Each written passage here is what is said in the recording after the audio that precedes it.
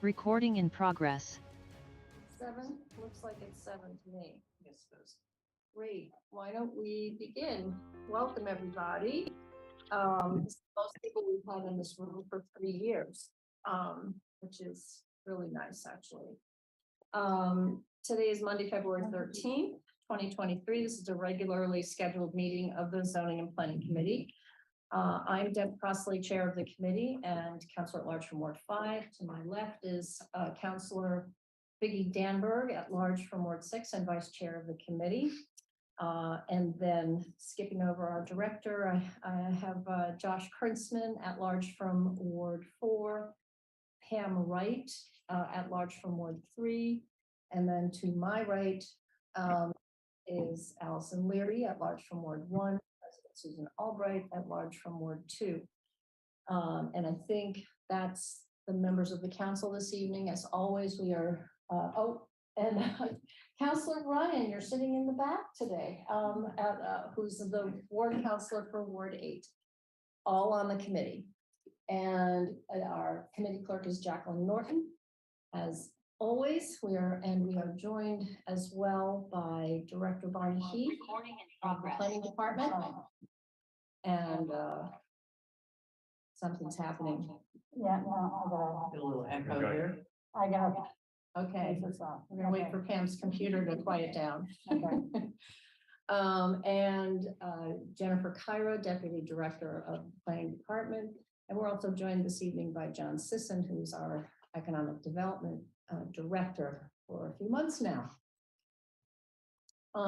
We have a couple things tonight. Most of our evening will be spent on Village Center zoning. However, we are going to begin with a public hearing. And I believe the planning board is also here for this hearing, especially as there may be voting that takes place tonight on this matter. So, Mr. Kelly Brown, are you with us? And yes, could you introduce your committee members, please? Sure, we're joined by Peter Doringer, Kevin McCormick, Jen Malinsky, and Amy Dane. And I don't see anybody else. Barney Heath, of course, is ex officio. So, okay, thank you so much. So the item that we're beginning with is item 32-23. It's Her Honor the Mayor requesting amendments to sections 5.1.4, 6.4.29, and 7.8.2 in order to make outdoor dining permanent in the city of Newton. And John Sisson, our Economic Development Director, is going to present the essence of this proposal. And then we will open the public hearing following, assuming there's no questions from the council. Thank you, Madam Chair. Jacqueline is gonna, we put together a few slides. I think everybody around the table has a pretty deep understanding of where this is in the process, but we wanted to just review for those of us joining us that last month, the Public Safety and Transportation Committee did update the Newton Ordinance Section 12-70, which basically enabled outdoor dining areas and codified the city's authority to have these, which we're going to need because of the expiration of the state's emergency authorization, and really just making this program permanent. So that was what was accomplished last week. And next slide shows that I believe Andrew Lee from the law department, who's with us tonight, identified a few areas of the zoning ordinance, which there's cross-referencing between the city ordinance and the zoning ordinance on this topic. So he identified 3 areas where we needed to make some clarifications and update the language to make sure that everything jived. And really, I think the whole purpose of updating these 3 elements of the zoning ordinance is just to clarify that we're going to treat the outdoor dining in a public parking space the same way that we have always treated cafe seating on the sidewalk. So we can just jump into those 3 areas are 5 714, 6429, and 782. So the first of these, you can see that Andrew's updates here in blue, just adding to the sidewalk cafe space and parking space. And so this is pretty much the uniform change that's done throughout. So Jacqueline, if you show the next section of the zoning, again, now I'm only showing the sections that have changed, nothing changes except for what's shown on the screen. So part B, section 3, and part C, section 7. Those are just the minor areas with the ellipses in between. And then the last section of the next section, the non-conforming. So special permit not required. And again, there's just one section C that addresses section 12-70. And so that's pretty much the meat of what we're talking about tonight, is needing to update the zoning, have a public hearing because this is zoning. And then, and I guess just in terms of, I wanted just to reiterate something I said the other night in our meeting, was that we are continuing to look at this because this is it's an evolving sort of practice, and we really only have a few years of practice doing it, as do all the other municipalities around Greater Boston. So I think we're continuing to, no one's developed best practices. There's a lot of questions, I think, policy wise, that will need to be hammered out in the next couple of years. So we're going to continue talking to other communities and then report back to the city council later this year and help provide you with at least an understanding of what are people doing and what seems to be working. Thank you. And did you say that the reason we're taking this up, this just sliver of an amendment up ahead of all that, is because we want to make sure we're timely with respect to the state's waiver expiring at the end of March, which means we want our restaurants to have some time Right. to establish outdoor dining. That's absolutely right. There is both the state expiration and the beginning of our dining season are the same day, April 1st.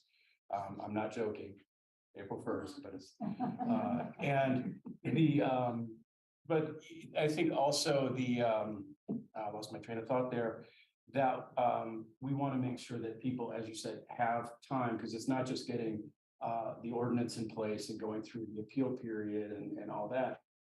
There is the application process itself with the city, but then there's all the logistics that the restaurants need to do in terms of working with contractors, working with public works, and planning out their budgets. So we want to provide them with as much time as possible, and it's a pretty tight window. Okay, thank you very much. If there are no questions from members of the committee, are there? I have just Yep. one question. I think you'll remember that in a past meeting, I brought up how I thought it was important that that the look of the outdoor restaurants, the outdoor spaces, be nicer than it has been in the pandemic years. And that I would really like to see something other than Jersey barriers around our restaurants. Has there been any thought to that, John, or are we so preliminary in this that we don't need to deal with that right now, and then that'll be phase 2? That is a good question. I know other municipalities have, I think, there's a range of different materials that are used to separate, for safety reasons, to separate the travel lanes from the seated diners. I think that it's a question of cost. It's a question of what the city wants to do in terms of supporting this. I believe right now Public Works does provide the barriers and delivers them and then picks them up at the end of the season. So Is that the plan, that we're gonna provide the barriers? Or if we, what I was thinking of is that possibly because this was a temporary thing that got extended a couple of times, the restaurants probably didn't want to put a lot of money into doing the outside because they didn't know it was going to be permanent, and they didn't want to make an investment that they would then lose. But if we make it clear to the restaurants that they can have a certain amount of space in a certain location, maybe we could encourage them to put some of their assets into making the outdoor look spaces look better. Beautification. Yeah. It sounds to me like that would be a future, one of the things that we don't have time to do right now. Yeah, I think we probably don't have time to get into that right now, but that's something that I want to make sure we keep on the table. Because it's important we talk about that. Okay, And- thank you. And Counselor Wright. I have some concerns though, letting the restaurant owners do the barriers of safety concern. A Jersey barrier is much more safer versus if they put up something wood facade, but then also if we put it on the restaurant owners, then they have to store it at some place, which is a lot of work too. I agree they should dress it up some way, but we need to discuss it further. Just letting the restaurant owners provide that barrier, I worry about the safety. I was driving, if I may. This is totally off topic. I think it is too, actually. Okay, but can I just say one more thing? One more I on have, topic I thing? have Counselor Baker. Okay, I have a Is comment this- to that. This on the matter before us, because we have people waiting to speak. I'm perfectly happy to wait till they speak and then say what I have to say. Okay, How's that? okay. I have a question, but it'll be a Is little late. it relevant to the item before us? It is in just the sense of asking, because I think Councilor Danberg is asking how this fits into the larger scope of what the city does. That larger scope is the conversation at some point. I don't know if it comes here, but there's obviously a question of what the status of these spaces are. Are they going to be licensed? Are they leased? Are they reuse process? You know, there's all sorts of stuff that goes into the fact that this is public property being occupied by private enterprise. I'll hold And that so, comment. but that's separate from the policy of changing our zoning to allow it. It is. I think So- it's not terrible to think through what the other aspects of this are that we're going to probably ask Mr. Sisson to follow up on. And possibly with the EDC. You know, it's a little bit because I wouldn't want us to say, well, we passed this and we've sort of solved all those other problems. Okay. Thank you. That's it. Then if there are no other questions for clarification on the matter before us, I'm going to open the public hearing. Those of you who would like to speak on to this issue, could you please raise your electronic hand? I don't think there's anyone in our room who wants to speak on this item. Interesting. So I will say, I see, okay, good. It's hard for me to see. Is it Dave Punch? Dave Punch. Please go ahead, Mr. Punch. You need to unmute and please state your name and address for the record. Dave Punch. I live in 293 High Plains Street in Walpole, Mass, but I have 3 businesses in Newton Center. Can everyone hear me? Yes. Okay, great. So I have Sycamore Restaurant at 755 Beacon Street. And then I have Little Big Diner at 1247 Center and Ginny's Pizzeria at 1231 Center. And I just wanted to go on record as saying that the outdoor space is very helpful to business now. And it really does add to the guest experience, and it's kind of slowly become kind of baked into the cake, if you will, of the restaurant. I feel like at this point, I think guests really like it. The community really likes it. I've gotten an overwhelming support for it. And you know, having the Jersey barriers provided has been incredibly helpful. I know I was kind of personally dragging my feet getting my stuff off there. I think Mr. Sisson can attest to that. But you know, I got it done. But at the end of the day, it has been very, very helpful. And if need be, we can certainly provide our own barriers. They are for sale on Uline. The water barriers. I personally think that the concrete Jersey barriers look better. If I do say so myself, those big kind of thick, clunky water barriers aren't my favorite. We do store them ourselves, and we did run into an issue towards the end of the season where the water inside of them necessary to keep them stable did freeze.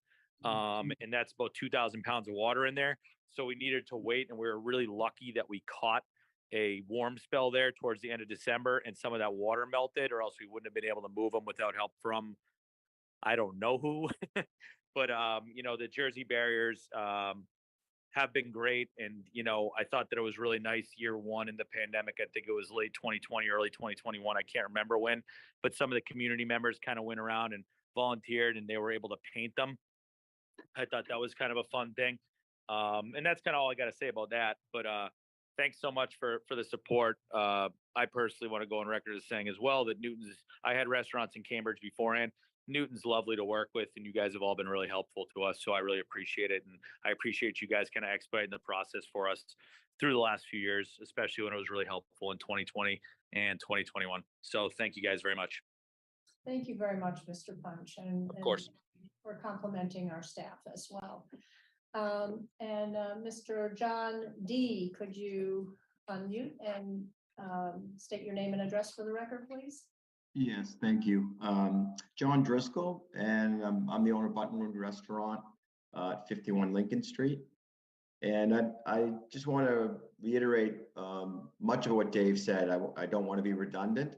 The one thing I do want to add is that we actually had started at the process of amending our license for permanent outside dining. And we are looking at, because we're making that investment, and if this were to pass, of upgrading, the furniture outside.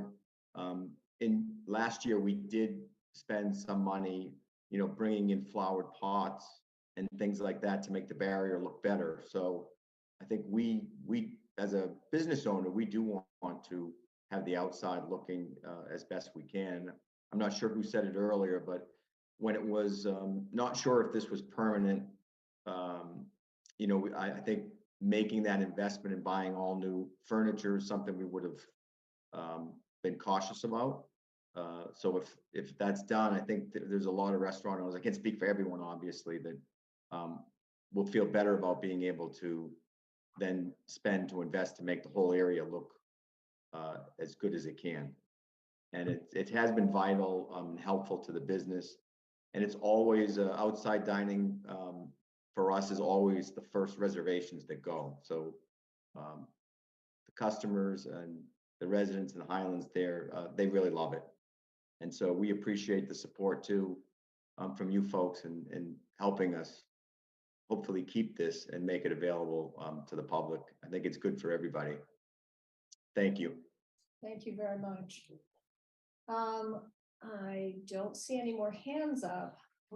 Oh, and now I do. I was expecting to see your hand. Mr. Reedman, would you like to go ahead? Good evening, Madam Chair and committee members. Just really briefly, thank you to the administration, the city staff, everyone for moving this quickly and for your quick consideration on this. This is so vital to the economic vitality of our restaurants and our villages, and well supported by the public. I'll just call your attention to the petition that we circulated late last year that has over 16,000 people who signed it in support of making dining permanent. I can send you another copy of that if you don't have it, but you should have that petition. And again, thank you. We urge your support on this so we can move this forward and our restaurants can plan for the spring dining season. Thank you very much. Okay, so hold on. I just want to make sure anybody else who wants to speak, if you, I'm assuming folks know how to raise their hands, but there's a little gizmo at the bottom of the screen, reactions, you press that. Anybody else who wants to speak? Seeing none, I'm going to close the public hearing. Do I have a motion to close the public hearing? So moved by Councillor Danberg. And is there, and you're moving to approve? I'll hold that motion. Anybody want to say anything? I'm just going to see if the planning board wants to close their public hearing. Thank you. Would the planning board like to close its public hearing? Yeah, I think we would. Peter, do you move? Oh, you gotta unmute. Oh, maybe you can't. I'll make the Right. motion. Move that Okay. we close the public hearing. Thank you. All in favor, say aye. Aye. So, Okay, public hearing is closed. Are there comments from anyone in the room? No. On the screen? Anyone? Just happy we're doing it. Yeah, great. Okay, lots of heads nodding and smiling faces. Awesome. We have a motion to I approve will move to approve. from Councillor Danberg. All those in favor, please say aye. Aye. Any opposed? Any abstentions? Excellent. Good. Terrific. Planning board, please go ahead. Well, I guess I'll ask the members, are we prepared to approve tonight? Doesn't seem like very controversial, so, Yes. I'm ready. yeah, all right. So I is there a move motion? we, accept the amendments in docket item 3223 to amend sections 5.14, 6.4, 0.29, and 7.8.2. Okay, do we have a second for that? Second. Okay, thank you, Kevin. Any discussion? We all set? So all in favor, say aye. Aye. Aye. All opposed? We're good. We're unanimous. Thank you. Pete, Kelly? Yeah. This one, You're abstaining. Okay, very good. so, yeah. Okay. Terrific. Well, we are ahead of what I imagined our schedule might be. That's excellent. So for the next item, we are joined by our consultant Utile as well. Tim Love is with us. And I should ask, is anyone leaving for the remainder of the meeting? It looks like Mr. Sisson might be. Okay. Would folks like to come to the table? before we get started? Okay. I have a process question. She's becoming Counselor Baker. I knew that was happening. Go ahead. Okay, so per council rules in section 5, paragraph C, number 1, it says all the agenda and supporting materials for each committee shall be sent to each counselor via mail or messenger on the Friday before committee meeting. We're going to be shown drawings and other things tonight, which we haven't seen. And generally, I think I work very well on my feet, but I would be better if we could look at these more and have a going back and forth on it.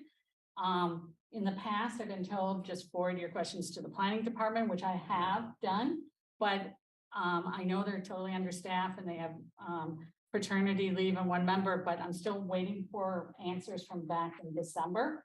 So it's been a couple of months, the big document I sent there with a bunch of questions and concerns. So I just have an issue that we're gonna do some stuff that we haven't seen ahead of time, so we couldn't really prepare for this meeting. And then we won't get responses in a timely manner. And per our rules, we should have the material with us unless it's, an extreme situation. Well, so those are our rules, but we also have a rule that allows us to accept information at the meeting. And if we want to observe that this evening, you could make a motion to accept the materials we're about to see. We very frequently, and so do many other committees, and we have had this conversation before, when we're not voting on an item, have consultants come in and present material to us that we don't see in advance, but that goes into the packet, and we, if there's a vote to be had, which there will be here, but months from now. So we're in the process of exploring, and there's going to be lots of iterations of lots of things. So I would suggest that we, if we want to be to the letter, correct, somebody could make a motion to accept.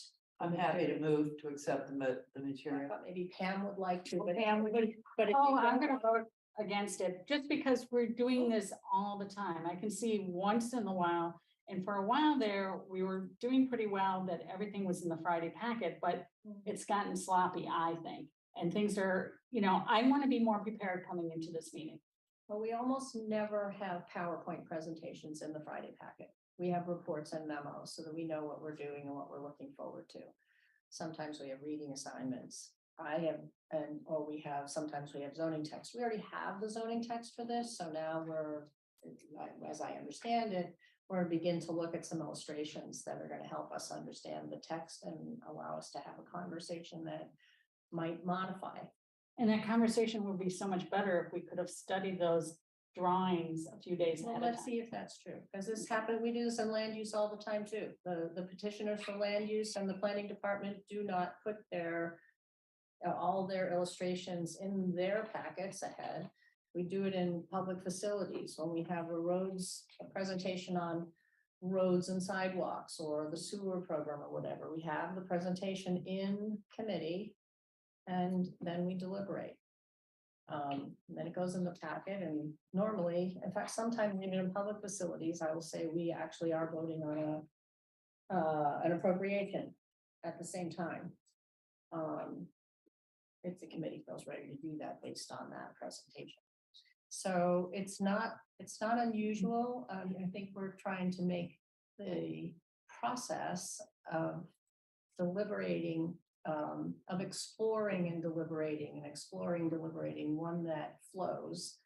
And before we get to anywhere near even the public hearings on this item, obviously we need to have a product that has the consent of the committee to be released. But at that point, we will be releasing materials quite a bit earlier. But the problem is, again, not getting a timely response. I see it now, I go back, I got more questions, I send them in, and I'm not getting a timely response back. That really is a different Yeah, issue. from there's a what's motion going on the floor. to accept the materials this yeah. evening, yes. I'm sympathetic to both sides of this conversation, but I think that the challenges we've got our consultant here and what Councilor Wright is talking about is the ability to hear the conversation of the presentation, but also come back to the consultant again based on what we've got. And I guess my concern is that we have limited time with them and preparation in advance would be useful. I don't think that so I'm sympathetic to her concern. Well, let me just say that we're gonna be having a number of committee meetings, probably at least 3 from this one and a couple of more before at least we see a version 2. So now as we've seen version 1 for months now, we have been out in the community talking with each of the village members of the community from each of the village centers. We have gotten a lot of feedback as individuals and in groups. So we have been storing up a lot of stuff. Meanwhile, on version 1, and here's our consultant, and he's going to show us some pictures tonight and further those discussions. In 2 weeks, we'll be having another meeting. So if there are issues raised you want to mull over between now and 2 weeks from now, and bring back into this open forum to discuss next time, we can do that. We don't have to, it's iterative, right? It's not just a straight line. I personally like the suspense. Thank you. Okay. Thank you, Councilor Leary. All right. But I think your point is well taken. Yeah. You need to vote to suspend. Yes. the rule, that's all. We need to vote to accept the material we're about to see. Yes. Councilor Danvers already. Yes, he did. He did. All those in favor, please say aye. Aye. Aye. Any opposed? 2, 6-2. Thank you. Mr. Love. Thank you for joining us this evening. And you'll be back. Well, I'm happy to be back tonight also. Yes. We're expecting you're going to be with us for a while, and you're welcome. And I have to put up a Jersey barrier for you.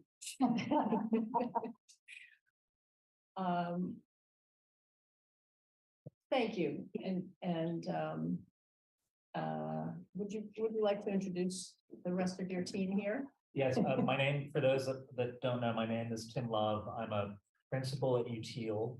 I'm an urban planner and architect, and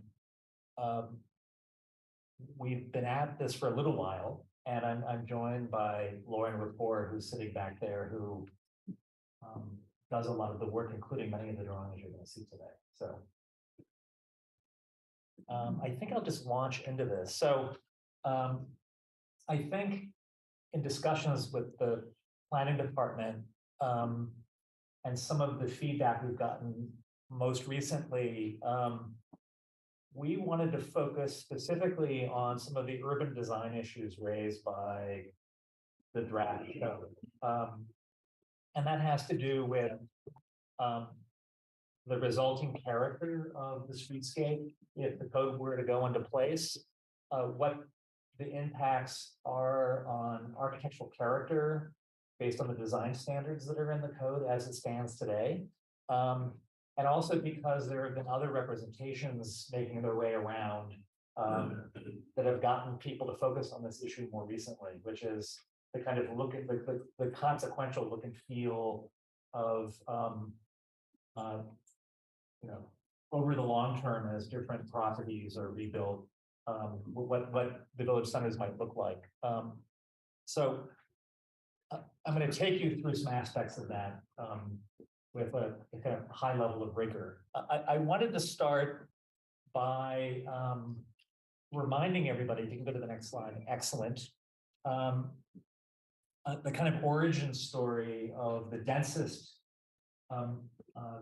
district that we're proposing, BC3. I don't have the draft maps here. I know that many of you are involved with the engagement process to get feedback on those maps that we produced. I don't know, 4 months ago, whenever it was. But I think everybody remembers that the general conception of the code is that on the periphery of the village centers would be the lowest density development. And we're still tinkering with that. And then BC2 would be a kind of intermediate scale. And then BC3 would be in those locations where, mostly for urban design reasons, buildings that were 4.5 stories tall would make sense from an urban design standpoint. But in the early process for thinking about how to relate the VC3 proposal to existing zoning that many of you know, we use the MU4 overlay as a kind of touch point, partly because that's been a vehicle the developer has been using in similar places in village centers to seek special permits. And I wanted to remind everybody that what we're proposing isn't really denser than MU4. There are differences, but the differences are actually important. So this is a slide that we've resurrected from earlier work we've done with everybody here. But I want to point out that the MU4 allows up to 5 stories and 60 feet. The VC3 is 4.5 stories at 66 feet. And that height change is an adjustment in allowing developers to build slightly higher residential floors if they want to. You'll also remember from earlier meetings that we're allowing more height if you want to do a pitched roof to incentivize it. So the height limit for a pitched roof actually allows you to do more to get the pitch to work. And then we also have an increased allowance for commercial upper floors, because we wanted to also, because upper floor office commercial floor to floor heights tend to be higher than residential. So we've geared that for that. We've also proposed to replace FAR with a maximum building footprint as the other piece of the equation that sets built form.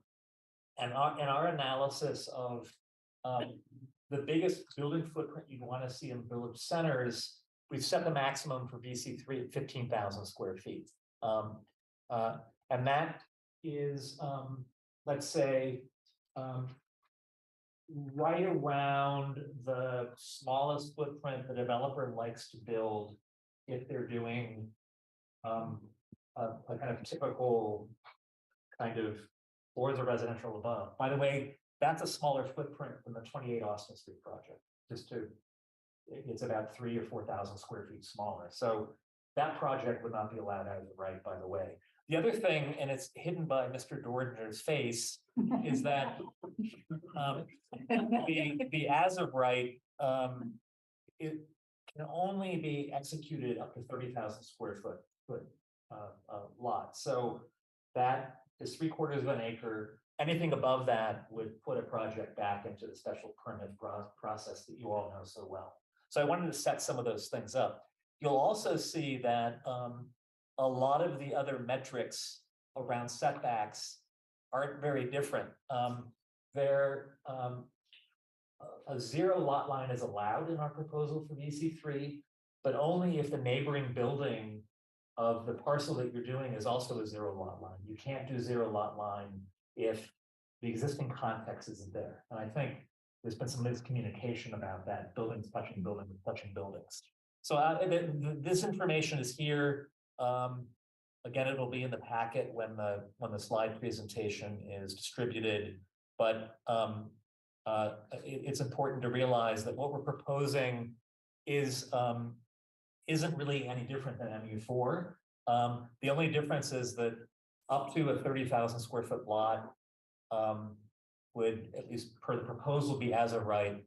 And we're requiring that top floor to be set back 10 feet. I mean, not 10 feet, 7 feet, or there to be a pitched roof, which is not required in the MU4. Thank you. There's a question, Councilor Wright. Okay, so on here, MU4, you have 5 stories and an FAR of 2.5. So if we have a 15,000 square foot lot, an MU4 zoning or VC3, so my calculation for VC3, it would have an FAR of over 4 and 97% coverage, versus if you have 2.5 at 5 stories, you would have roughly half the lot open. Well, you couldn't build a 15,000 square foot building on a 15,000 square. Yeah, foot you lot. could build 14,500. So you would have 5 feet of a setback in the rear if it was right in the village center. And so you would have a 5 feet in the rear and you would take up the rest of the lot. So you would have about 14,500 would be the footprint of the lot of the building on a 15,000 square foot lot, which is, and then you would have 4.5 stories, which would be an FAR of over 4 and 97% coverage, versus in MU4 with a FAR of 2.5, that is roughly in a 15,000 square foot lot, I believe would be roughly a building being about 7,500, 8,000 square feet. I think your question is a good one. I think I think we can demonstrate, and we probably Could be have 2.5 times the 15,000 square foot lot. 2.5 times. Okay, 2.5. Yeah, so 2.5 FAR is 2.5 times the lot. So if it's a 15,000 square foot lot. So that would be 37,000 square foot on 5 stories. Yeah, right. Okay. So I'll just. Yeah, so it would be 7,500. But we've cycled through, Counselor, the questions you're asking, so we'd be happy to pull those back out of our slide deck arsenal and look at that. But it is true, because we're recommending that FAR is not a good tool to use in village centers, because a lot of the sites are infill sites and their lots aren't big.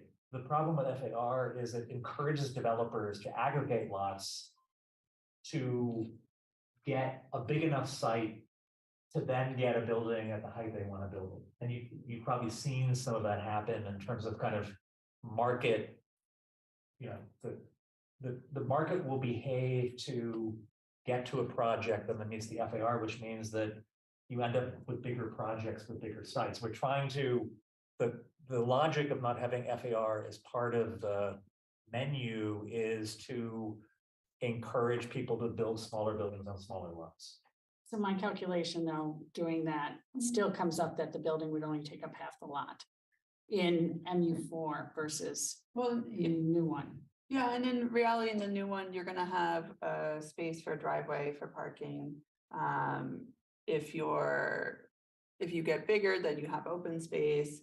I mean, there are other things. Well, I'm just saying though, with more in the village centers where the lots are smaller, is you would have less open space on the lot with VC3 than versus MU4. And my example of a 15,000 square foot lot, which is like Los Amigos in Newtonville is 15,000 square foot. And and it is open and they do have parking in the back. But in VC3, they would be able to cover it for the most part, except for 5 feet in the back. But in MU4, they would have to leave half the lot open.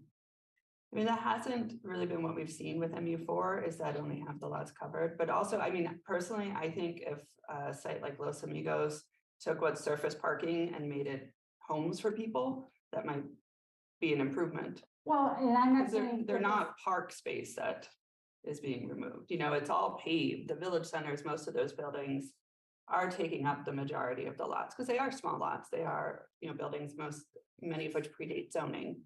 And if they don't take up the whole lot, they take up most of it, and what's left is paving. So I don't think we're looking to preserve that paved space or surface parking. If you can find another solution to the parking and provide more housing, I think that's great. I would be hoping that there'd be more green space with it, but with VC3, there's really less likely. Why don't we go forward with the presentation? I Okay. think one thing I haven't heard staff say that I understand is that our BU1 and BU2 zones don't have any open space requirements. And MU4 is only at 1 acre is their open space requirement As a threshold. as a threshold. So we've lowered that a bit to 30,000 rather than 43,000 But- square feet. But the FAR kind of forces you with some open space. You can't take the whole lot to be full of buildings.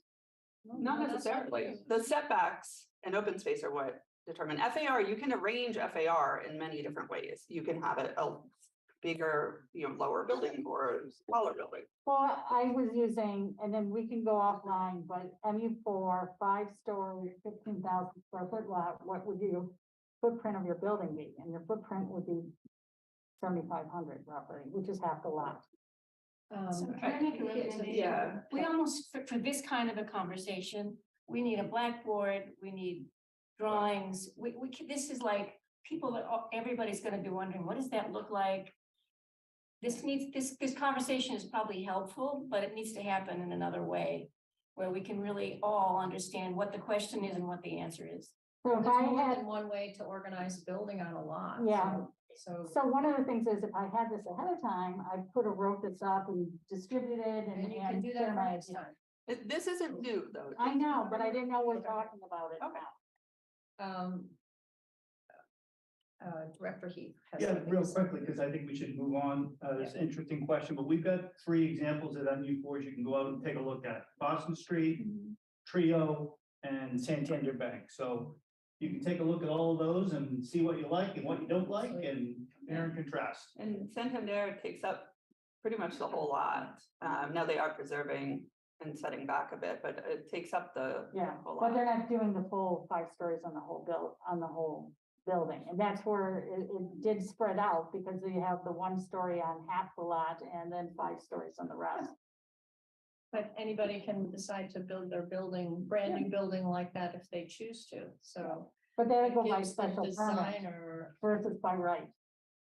Santander will be a special permit in the future if we adopt the zoning the way it is Only today. because the lot is like, And the building 1,000 square footprint is feet. 17,000 square feet, not 15,000. Yeah, just And because there's the lot 5 is stories big. along the side yard, not 4.5.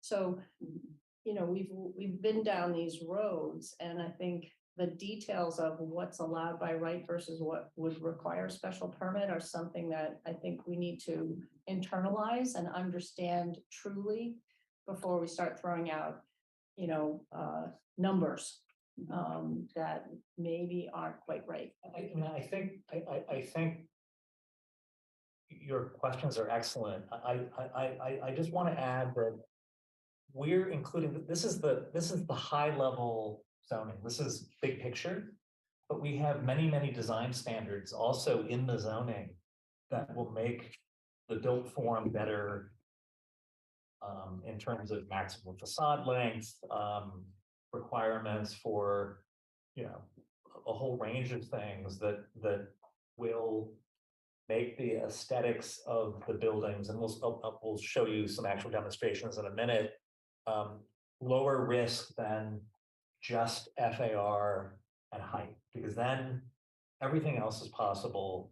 And then lengthy design review through a series of processes is necessary to get to something that everybody likes. So that's the trade-off here. And we picked 30,000 square feet as the threshold, partly by looking at the in pipeline and recent projects to see at what scale you want intensive design review, because the sites get so big, there's many more decisions to make about urban design and where parking access should be. So we're pretty comfortable with that as a threshold.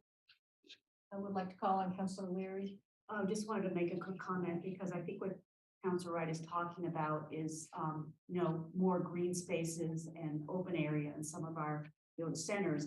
But I would rather see that as sort of planful way in terms of looking at the whole village center, rather than having like a little spot of green space behind the building and that may not serve a useful public service.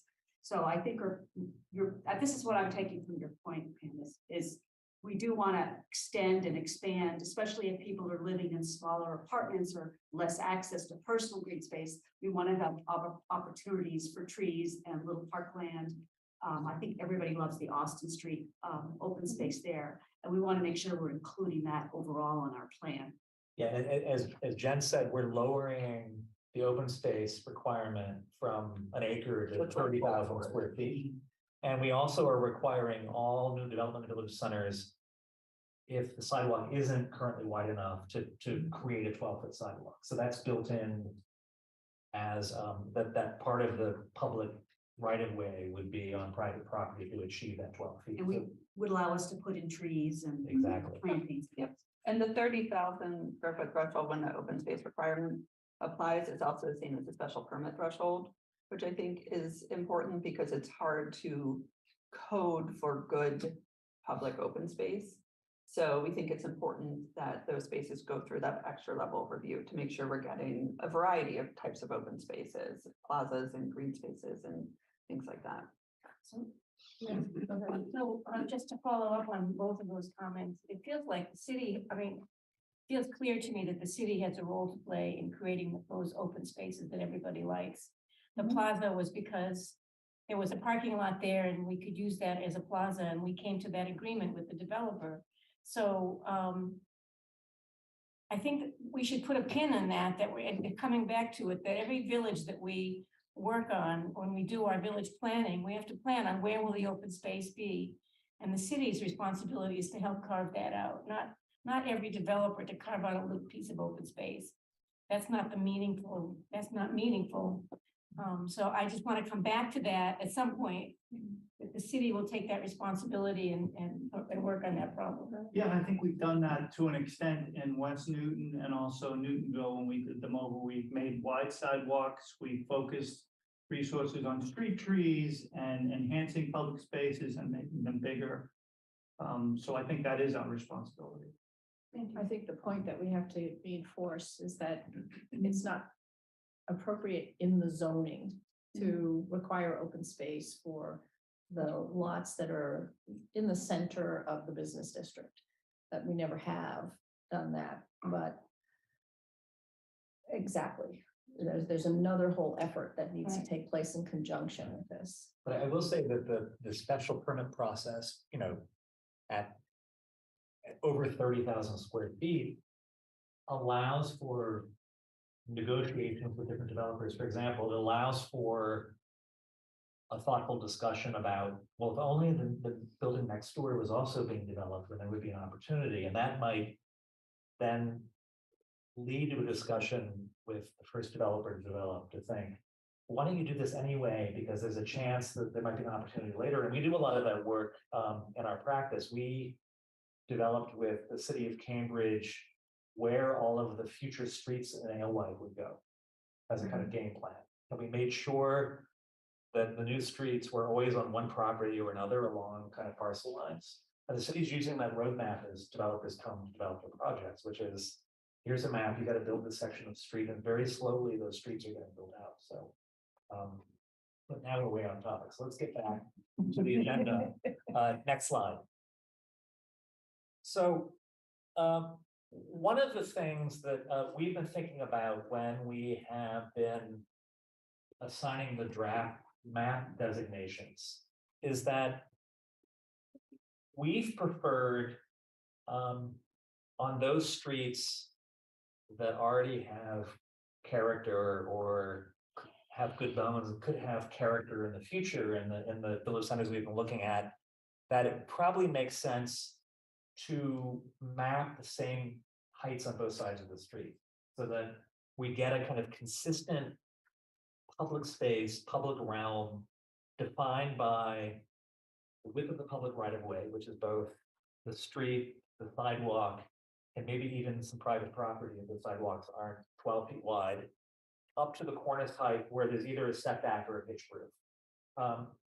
And this is a little bit urban design 101, but urban design is the point of discussion right now in the larger discourse around this project.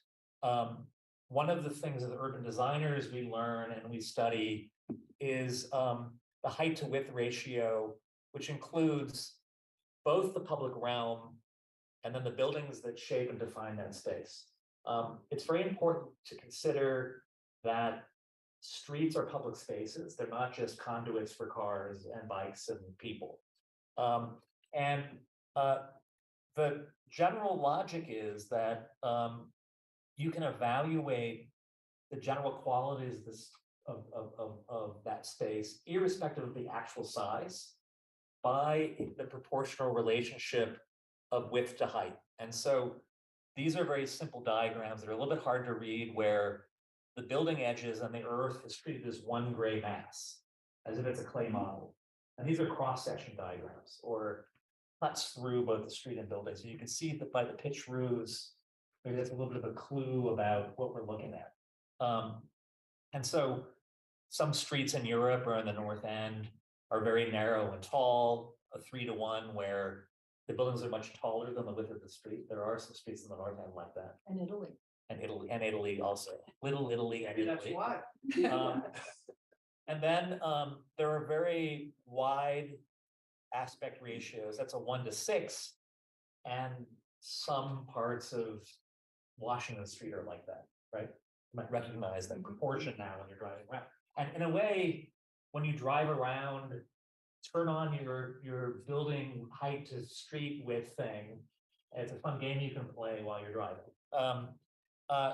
And generally, and I'll come to this in a minute, generally it's agreed to that a ratio of 2-to-1 and less is ideal from a perceptual standpoint.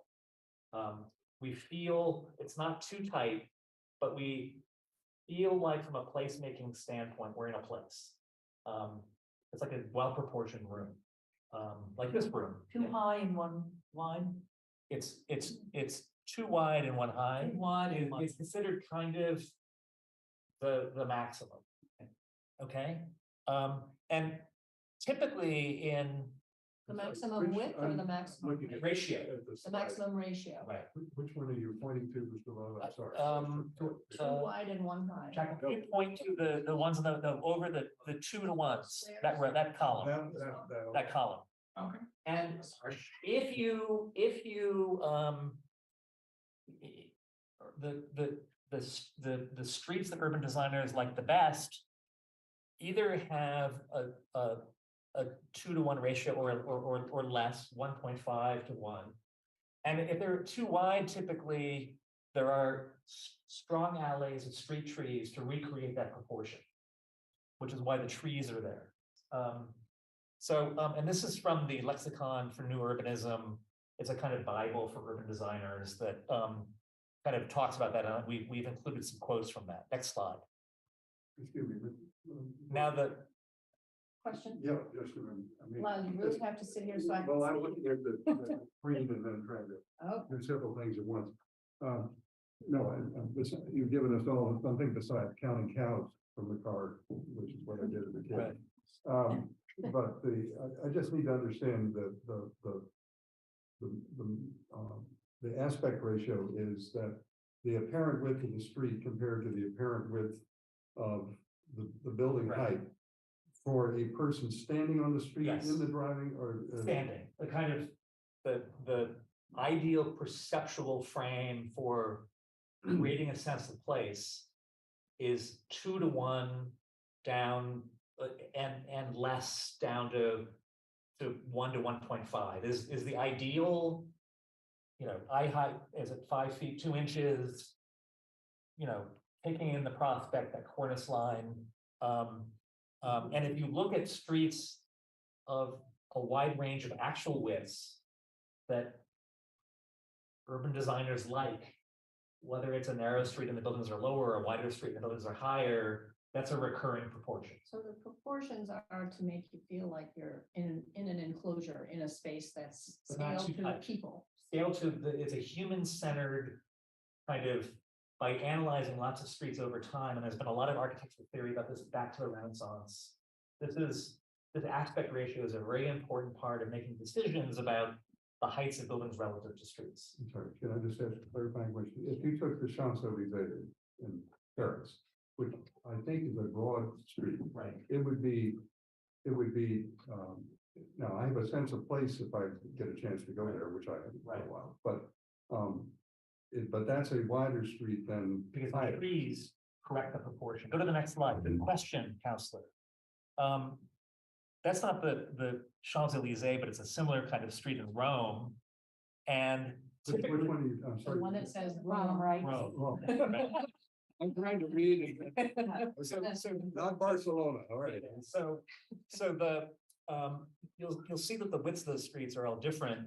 The real Bible for street proportions is called Great Streets by Alan Jacobs. And if you're into this, it makes a great gift. It's kind of a coffee table book. And he wrote the book and illustrated just before the digital era, so all the drawings are hand drawn. It's pretty nice. Professor Jacobs gets more specific. At height to distance ratios of between 1.3.3, there's some definition. 1.2 is strong, and then later down it says most of the streets we have studied seem to fall within a range, vertical to horizontal, between 1.1 to 1.1 to 1.2.5. So, and these are kind of representative streets that he's illustrated with cross sections in his book. And it's very nice. You see that lighter hatch are the active ground floor uses, cafes, whatever, and then those are all really primarily residential floors above. So keep those proportions in mind because we've accurately modeled 3 different streets, 3 different village centers in a digital model, and we're going to talk about some of the resulting street proportions now. Does that make sense in terms of theory? I could talk about this for years. No. To me, it's a little confusing. So you're saying 1 high and either 1.1 wide or up to 2.5 wide? Between Yeah. 1 to 1.1, which is almost a square. Yeah. Up to beyond 1.2 is the range of the many streets that were analyzed in the Great Streets book as a theory. So let's go to the next slide because I think it'll be clear what we're up to here. So we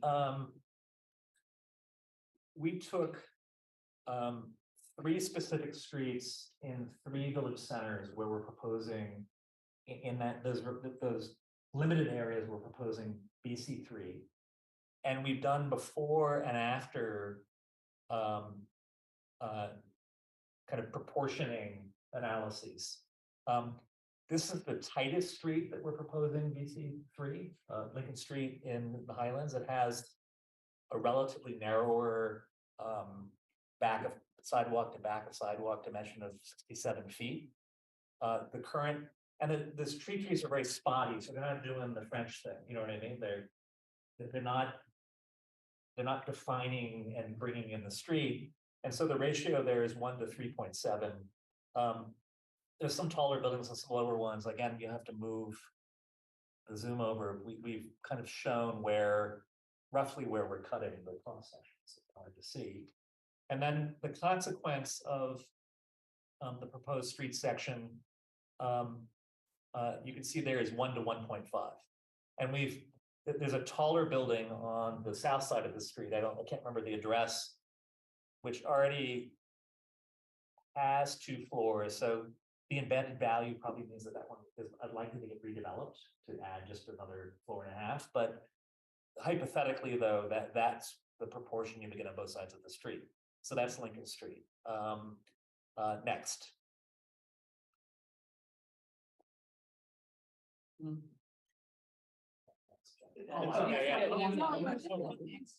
Okay, Walnut Street, okay. So hard, this is so hard. You're trying to confuse me on purpose. So this is Walnut Street in Newtonville. The ratio is 1 to 4.5. And if there's development on both sides of the street, and we've shown a pitched roof option with a higher allowable height and the setback option, the ratio is 1 to 1.6. Very handsome proportion. So this is exactly what people say. This is exactly what people say. Oh, that's cavernous. That's just cavernous. The way that we've done perspectives. Okay, that would be very nice. Yeah. I was thinking the same. No. Sorry. Okay, next. Next. Can Mr. Dorringer go under Walnut Street? It's not personal. And this is Washington Street in Newton Corner. Has a very kind of suburban 1 to 5.6, and then 1 to 1.9. That's the existing parking garage, but it more or less meets the height limits that we're talking about. So let's go to the 3D perspectives. So what we've done is, unlike some of the photoshopped renderings that have been passed around, we built at a high level of detail an actual digital model of a section of the street. It doesn't don't tell me to spin around to see the back, but these building heights are all accurately drawn, and we've drawn the windows in. This is that section of Lincoln Street where we were cutting the cross section before. This is the before, after, next. That's the after, maxing out what you can do with ground floor retail at 15, and then floor to floor. That's the pitch roof option. And there's a couple of things that are important here. Go to the next slide. That's what would happen if the neighboring lot was developed. And then next is that we've identified all of the other, the first slide was teeing up the basics of the zoning, but what you're seeing is the impact of other design standards that are built into the zoning itself. So the consequence is that, for example, you can do bay windows and they don't count for the maximum footprint. And so therefore they're incentivized, but we limit their size, for example. We specify the roof pitch within 2 angles, so you don't get cheesy, faked out, almost vertical mansards, which are typically the way the developers do pitch roofs, which is a pitch roof only and change of color only, right? So we have specific requirements for building entrances so that they're welcoming and legible. We have requirements so that any parking access that's required, either to below ground parking or parking in the back, is handled in a way that's responsible from an urban design standpoint, et cetera, et cetera. So I'm going to take you to each of the streets that we've looked at in the cross section and show you before and after perspectives, but include with each of those, playing by our own rules, the kind of architectural consequences. I have a question on this slide. The first building that you showed pop up, the one in Yes. the back, that building is set forward more than the second building that you had pop up. Could you just clarify for us when the 12 or the 15-foot setback is required? So that, I can respond to that. So that is actually, I believe that's set back already 12 feet, but the second building that you're referencing, that's depicting an outdoor dining frontage zone, so that one is further set back. So that's that relationship you're reading. Oh, okay, it does, it visually, it doesn't look like, a 15-foot setback, the size of the 12, the size of the person, I would think of if you laid the person on the sidewalk twice, like Yeah. two smooths. We have a variable setback. Everybody does know what smooths are, but never mind. In our draft code now, you have to make a 12-foot sidewalk if the sidewalk isn't already 12 feet. But you, in the VC3, you have play about that front setback based on the decisions the developer might want to make. And so if you want a frontage zone for cafes, that can be included too. You don't have to do a 0 lot line building at the 12 feet. And so, given the depth of this parcel, and that is still within that's still within the framework of our setback allowance. That sort of answers the question. So that building could be farther forward, this first one. A little bit further forward, but it couldn't be any closer to the curb than 12 feet. Council Ryan? Yeah, quickly, on the pitched roofs, would we be legislating that in? Because I know exactly what you're talking about with other, like Walton, there's a lot of them that like. Yeah, that's in the It code. looks like they were trying to get to a pitch, but it's not a pitch, it's just a. Yeah, we have a minimum pitch that's built into the draft zoning as it stands. It's that same diagram we've been seeing since early Right. this. In Well, 20. you know, I hear It's like a about 16 yeah, to 12. Yeah. Design and all that, but we would want to do that, and I like the way that. The buildings are staggered, one's up closer up, one's back, I mean, that's what. Most of the people want to see, is they don't want to see just the same street. 5-story buildings. I think that we have to understand too, and it's back, I think, to the earlier questions about setbacks, is that the building code and just the market building buildings that they can rent or sell has to be considered too. For example, you need to have a setback of at least 10 feet from a lot line to get windows for apartments. So that's a given. So a developer's not going to build a residential building that is planned to have windows face the side if it's closer than 10 feet from the side lot line. And that's even a little bit close relative to what level of the market they're aiming for. It's the same with the setback in the front. If a developer wants to find a good food and beverage tenant, they're likely to push the building back a little bit further, work with their architect to lay out an outdoor dining area that doesn't require Jersey barriers to come seasonally and all the things you just talked about. So I think that we've thought through a little bit how the market would respond anyway in terms of laying out these buildings. So should I go to the next example? Wait, I have a couple of questions. Councilor Baker first. So I'm sorry, you said that the developer would need to have 10 feet to do something with a window? Put windows in an apartment, you fire code. Oh, okay. On the That's just side. building code. On the side. On the side. So I guess the question is, if some of these constraints are market, does it make sense to include them directly in the zoning? I think the building code isn't market, it's a law that even transcends a municipal zoning code. So building code issues, you can be rest assured, only get more and more strict over time. I agree with you about decisions a developer might make about setbacks, let's say. So, we might decide as we develop the zoning that we want to have a more consistent, deeper setback along the side of Lincoln Street. I don't know. We could build that into the code. Just to encourage you, you're thinking about this, to go down into the building that I work in, Suffolk University Law School on Tremont Street. We deliberately set back, that was Short Cobra's project. And it really makes an enormous difference in how the streetscape works there. Just take- Yeah, I think we, it's a question of how deep the parcels are, and if we push the buildings back too far.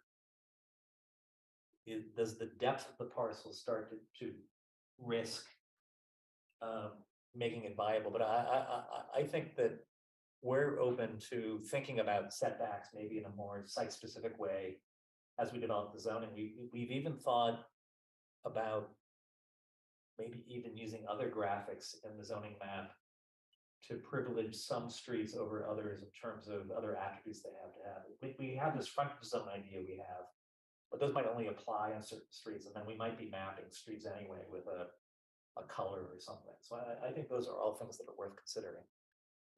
So just a quick thing. So the first story though can go up to 18 feet. You said 15. According to here, it's 18. It's 18. 18, it was 15 in BC one, which I think you're changing Yeah. BC one. In VC three, it was 18. Max 15 to 18. BC two, yeah, BC two and three is 18. The reason why we're strongly recommending a 15 minimum is that it's very hard for a restaurant to work at less than 15. And what you see in a lot of neighborhoods where new development is happening, height limits are encouraging developers to do very low first floor heights because the retail tends to not be a big driver of the pro forma anyway. And then you're seeing like basically third tier brokers and like things like that in there. We recommend that the next generation of village center development should allow in the future, a restaurant or a cafe go to any new building, because that's the problem with a height and FAR regime, that typically the first floors get squeezed down. So that's the rationale for that. Now, we could consider lowering the 15 to the upper limit from 18 to 15. But again, developers will always build the lowest floor to floor they can get away with. The developer is not incentivized to build 3 feet higher on a facade than they have to meet market conditions. So developers will typically build lower floors than you want them to, not higher. Because it costs more brick, more cladding, more framing. So I think that unless there's a special condition for 18 feet, I'm thinking that most developers will build 15 feet. I'm sorry, just to clarify again, you're saying there's a minimum height now? 15 feet ground floor. In the Okay, VC That three, is maximum. I'm Yeah. just trying to Yeah, understand. 15 to 18 is the range for the ground Okay, floor. I'm sorry. Thank you. because we want to make sure we're getting good, viable, commercial spaces. No, I understand. The minimum was what I wasn't Yeah. registered. And that's not the ceiling height, that's the height from the ground to the next floor. And then you frack the structure, and then usually the plenum that's there. And that brings, 15 feet brings the ceiling height down to 11, 12 feet. To get all the mechanicals you need for a restaurant, let's say. Okay, should we keep going? Yes, please. Okay. This is Walnut Street in Newtonville. Again, we constructed the facades and the building heights with accuracy, and the street itself after next. This is a first building being built, again, 4.5. We carved back part of the pitch roof to get a groovy penthouse terrace there at the top. That's a combo platter of pitch and setback. Why not? We call it crudité. It's a crudité. Yeah, that's a joke from the Pennsylvania senatorial election. And in this case, again, we have the building set off the lot line to get those windows on the side. And do we have access to parking in this one? No, No. it's from the rear. It's from Brown Way in the back. So this is the building set back to get windows on the side, and it's just driven by the parcel size. So that's one building, and next. And then that's a building across the street, a different style. I think one of the things is that that's going to happen is that we have relatively tight design standards, but you're still going to get architectural variety, because developers have egos and architects have egos. So you're not going to get the matchy future in the village centers that some of the renderings I've seen have promised. Does that make sense? That's a developer and their architect, that's a developer and their architect. I guess one developer could gobble them all up, but then it'll be over 30,000 square foot lot, and then you'll have your way with them. But couldn't they develop them separately, like Mr. Cork is doing in West Newton? He's getting a couple of different lots and he's not developing them all at once, so each lot would be developed, or two lots put together. I suppose there's a scenario where the same developer and the same architect would crank out exactly the same thing on different lots over time. But I don't think Mark Development is doing that either. They are. I asked specifically if they would combine Santander with the other lots that he owns, and he said no, he's gonna do it separately. That's So- different, but, excuse me though, that's different from what Mr. Webb just said. But they're not gonna copy the architecture Right. Oh, of the trio. Not gonna do the Well, same we building. don't know. I see. We don't know yet, unless you've seen his drawings. I haven't seen them yet. I We don't think haven't anybody done would copy the copy architecture. the Santander project. Right. you know? But I think those are I think that your question is excellent because we need to make sure that our code keeps developers from looking for loopholes. You know what I mean? Yep. And when we write a code and then test it, which is what we do as consultants, we enjoy finding loopholes in our own draft codes. And when we find them, change the code. I think maybe there's some possibility here based on not being able to repeat things that we could consider, let's say. So that's Walnut Street. You'll see that that's pitch roof on one side and the 7-foot setback on the other. And again, we've identified, they're mostly the same, but we've identified the design standards in the code that the architect is following. In this case, we've brought, because the sidewalk is wide enough, we brought the building out to the street line because we thought that just made more sense from a design standpoint. So, I have a question actually about this rendering. The sidewalk, doesn't appear to scale to 12 feet. Are you saying that that sidewalk is on the right side and, on the left, I can't really tell, but that's what you're showing?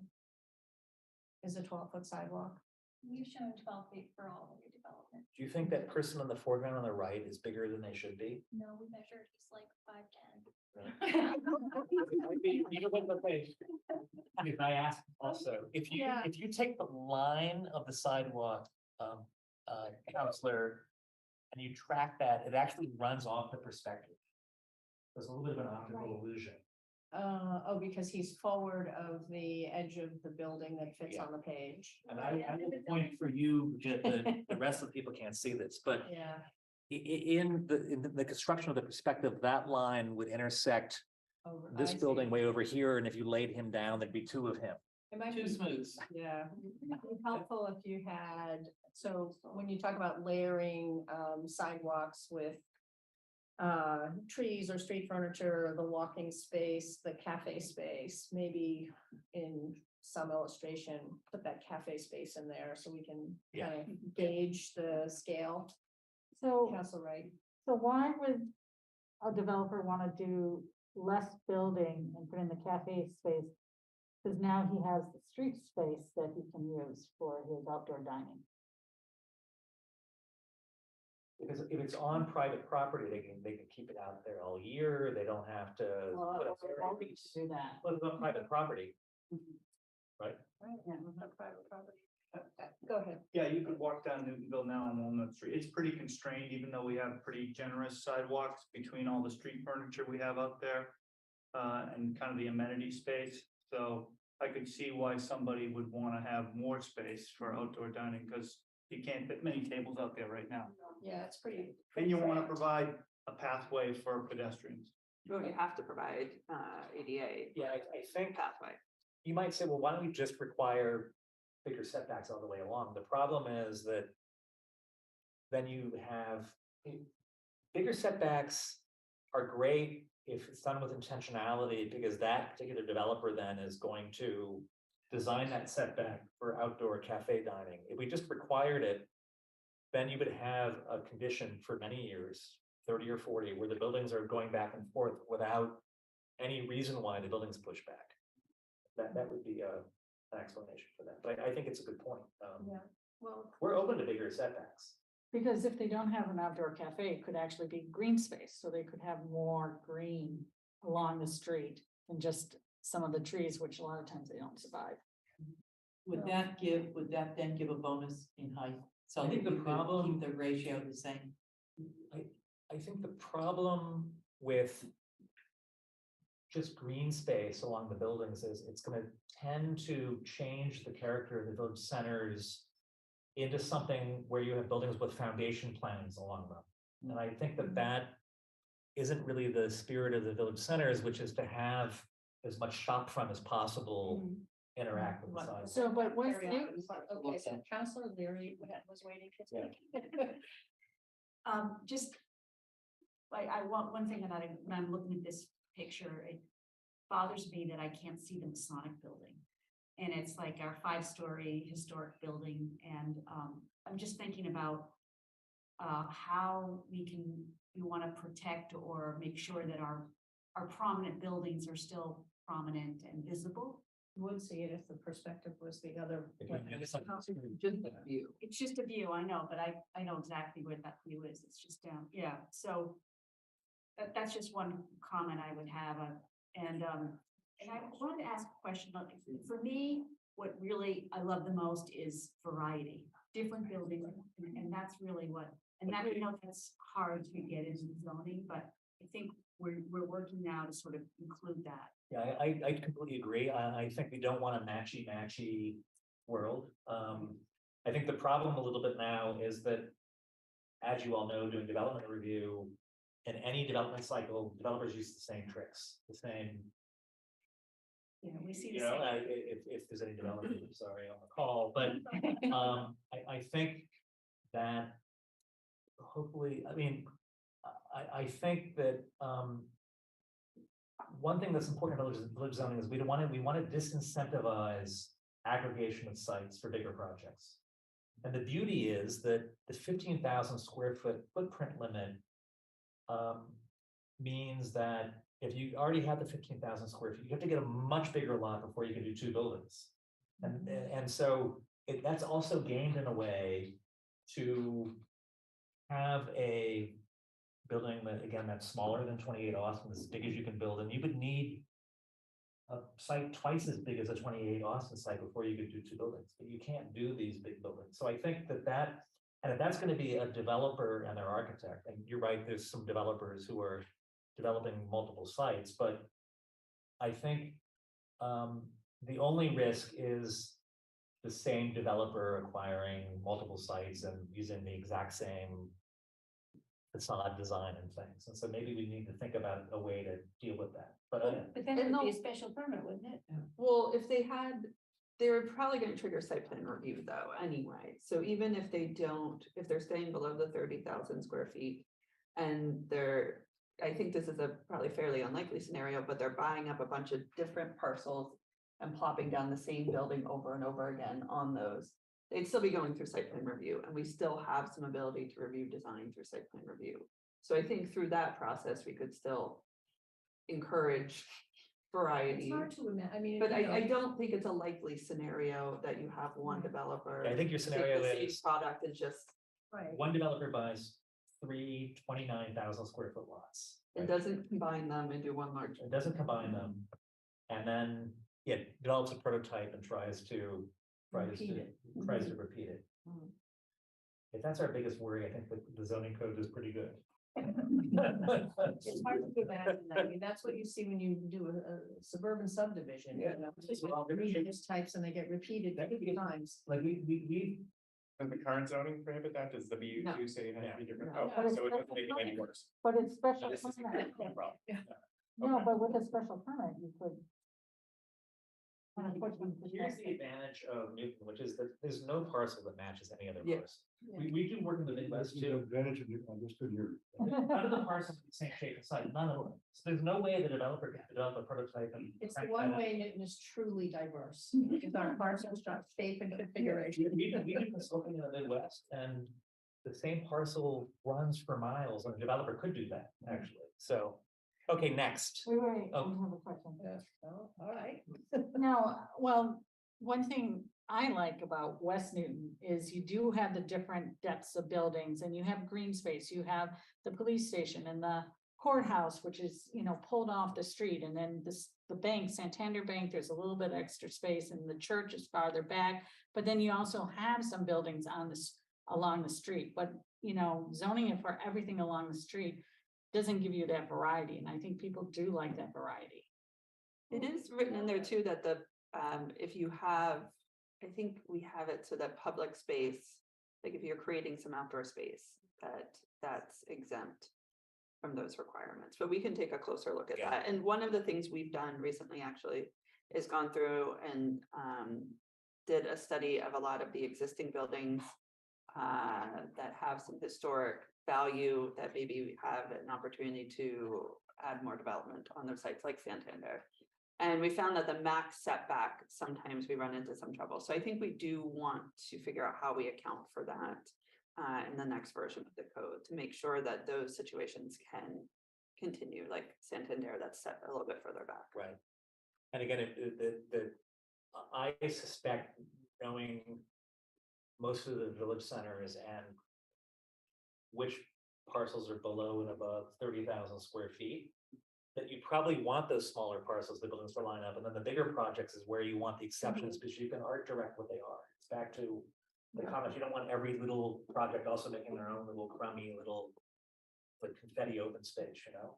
A few lots are over 30,000, and most of them are under 20 in the village center. I mean, a lot of them are. There are definitely larger parcels in all the village centers, but I think that's also what we want, right? We want more of that infill, incremental development than the bigger larger projects, Yeah. right? Before I recognize Councilor Danberg and Director Heath, I wanted to say something about West Newton.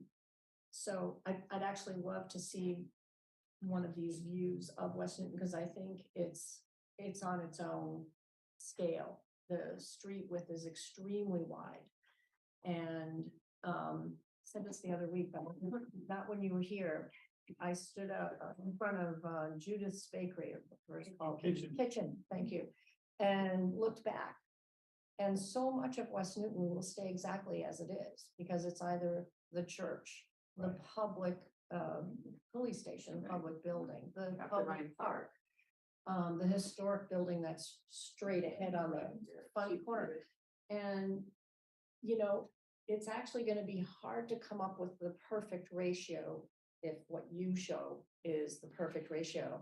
You can't do it with a 4.5-story building and create a sense of place there, because the street's too darn wide. Gotta do it with trees. You kind of need a Yeah. boulevard, you know, kind of thing in the middle to scale it down, to make it feel comfortable and safer probably, Yeah. which isn't what we did so there. But I would really love to see, you know, because folks have talked about West Newton. I went to that village center meeting too, and folks came up and said, you know, they thought it was going to be somehow cavernous to have a 4.5-story building on the other side. I think the next example, Jacqueline next, is it's still the Washington Street cross section. This just happens to be down in Newton Corner. Yeah, that's an It's an odd anomaly too. Yeah, that's an odd spot. But I'm pretty sure, looking at Lauren, you don't have to confirm live here that the curb to curb isn't much different than the areas that you're talking about. It may not, but you have that, Yeah. you know, big thing come in. But Councilor Danberg had something, and so did Director Heath. One point that I wanted to make is that, while I think everybody agrees that it's good to have some buildings that are farther back and others that are farther forward. For retail, you don't want to have any buildings that are not right on the sidewalk, because you want to walk along the sidewalk and be able to look in the windows. I think the most important thing that I know we're going to do is to make sure that the facades of the windows stay transparent and not like our drugstores, for example, paper all the windows so that you cannot see anything in.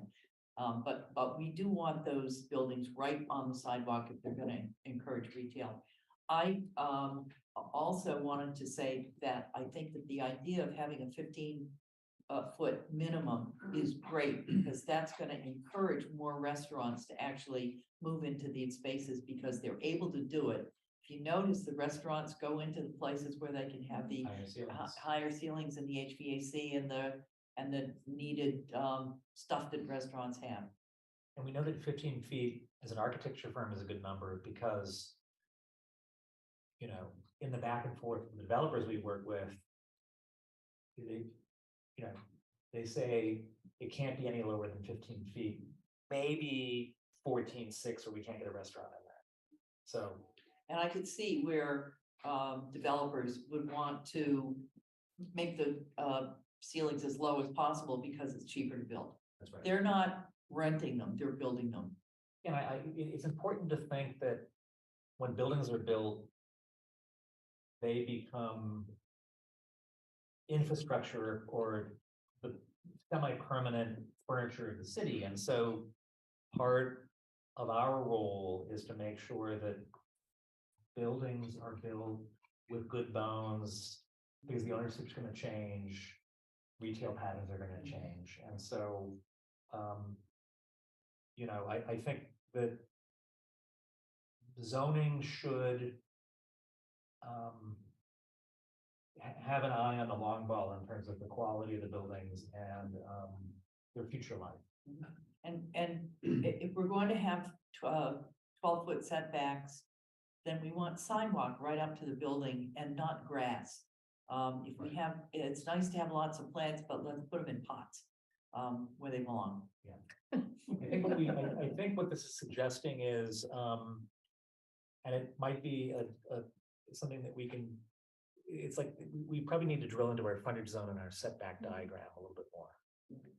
So the last example, I have one more comment from Councilor Ryan. I'm sorry. Yeah, it's pretty much on the same topic, but on the heels of us just passing permanent outdoor dining, and now that we're doing the zoning from village centers, shouldn't we, part of the zoning be that these new buildings with their mixed use and retail and restaurant space automatically have enough room for the outside dining in front and pedestrians? I think it should definitely be part of our plan. Whether you're doing setting back further or making the sidewalks bigger in the whole village center, then I'm very serious about this. I think it's very important to take a good hard look at that.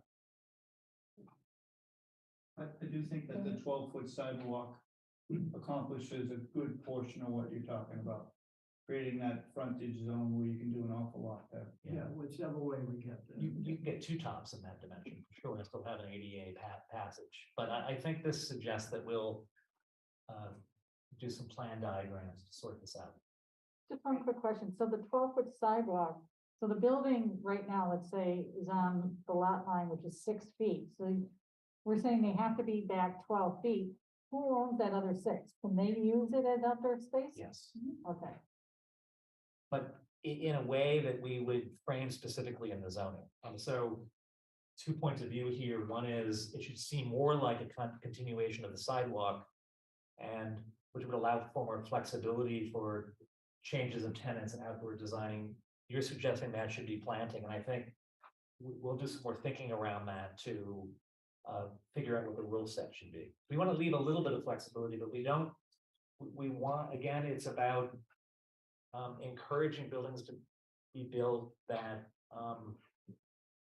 that are flexible for our vision of the village center for a long time. Okay, thank you. I have a question for clarification. Go ahead. Tell me where you are on the. Okay, we're in a very dangerous place. And you don't know this view because you're always driving the opposite direction. This is exactly how I got here this evening. Where this is. Yeah, that's the parking garage for the hotel complex. Oh, okay. Okay. All right. You see where we are? All right. Now I'm just going to read the street You have names. to be in the back seat. You have to be in the back seat. That's an island you can't get to on foot. Right, so this is the existing. This is the and actually, existing. It doesn't really show how large all the buildings between Washington. right, on that side of and the street. Pike are. But that's, I forget what's within that building, but that's the building that's set back for parking on the front. Dunkin' Donuts. That's Dunkin' Donuts. Okay, next. So that's a building on the Dunkin' Donuts site, or that building site. There it is. And that, I think in this case, we are maxing out the 15,000 square feet, aren't we, Lauren? No, Not that quite. footprint is just under 5,000. It's small because of the size of the parcel. Yeah, the parcel, this one and the next one that we'll show are both smaller parcels. Right. And then the next site is the building in the foreground. There you go. What was there before? Can you show back, go back? So- I think there's a liquor store. Single store liquor store. Yeah, okay, liquor okay, store. Yep. Don't worry, the liquor store will go into one of those buildings. And again, these are following our design standards. That's the pitch roof versus the penthouse version. And what other features here? Next is the kind of overlay of what's happening here. I guess that's kind of what we've got for you. Okay. That helps, that helps. Those two buildings help Newton Corner a bit. This is such a wide street. Yeah. And they have all that parking in the front. Yeah. Right. Council Baker, go ahead. In the renderings, automobiles are kind of quiet. They're not moving and they're visually quiet. Right? They're visually quiet, they're not moving, they don't. They're not they're- typical. And the streets are wide. I'm just curious what the, your aspect ratio has to say about vehicles, because trucks and everything else change the visual aspect, and if we put pot in, like Councilor Danberg talks about, or pots, rather.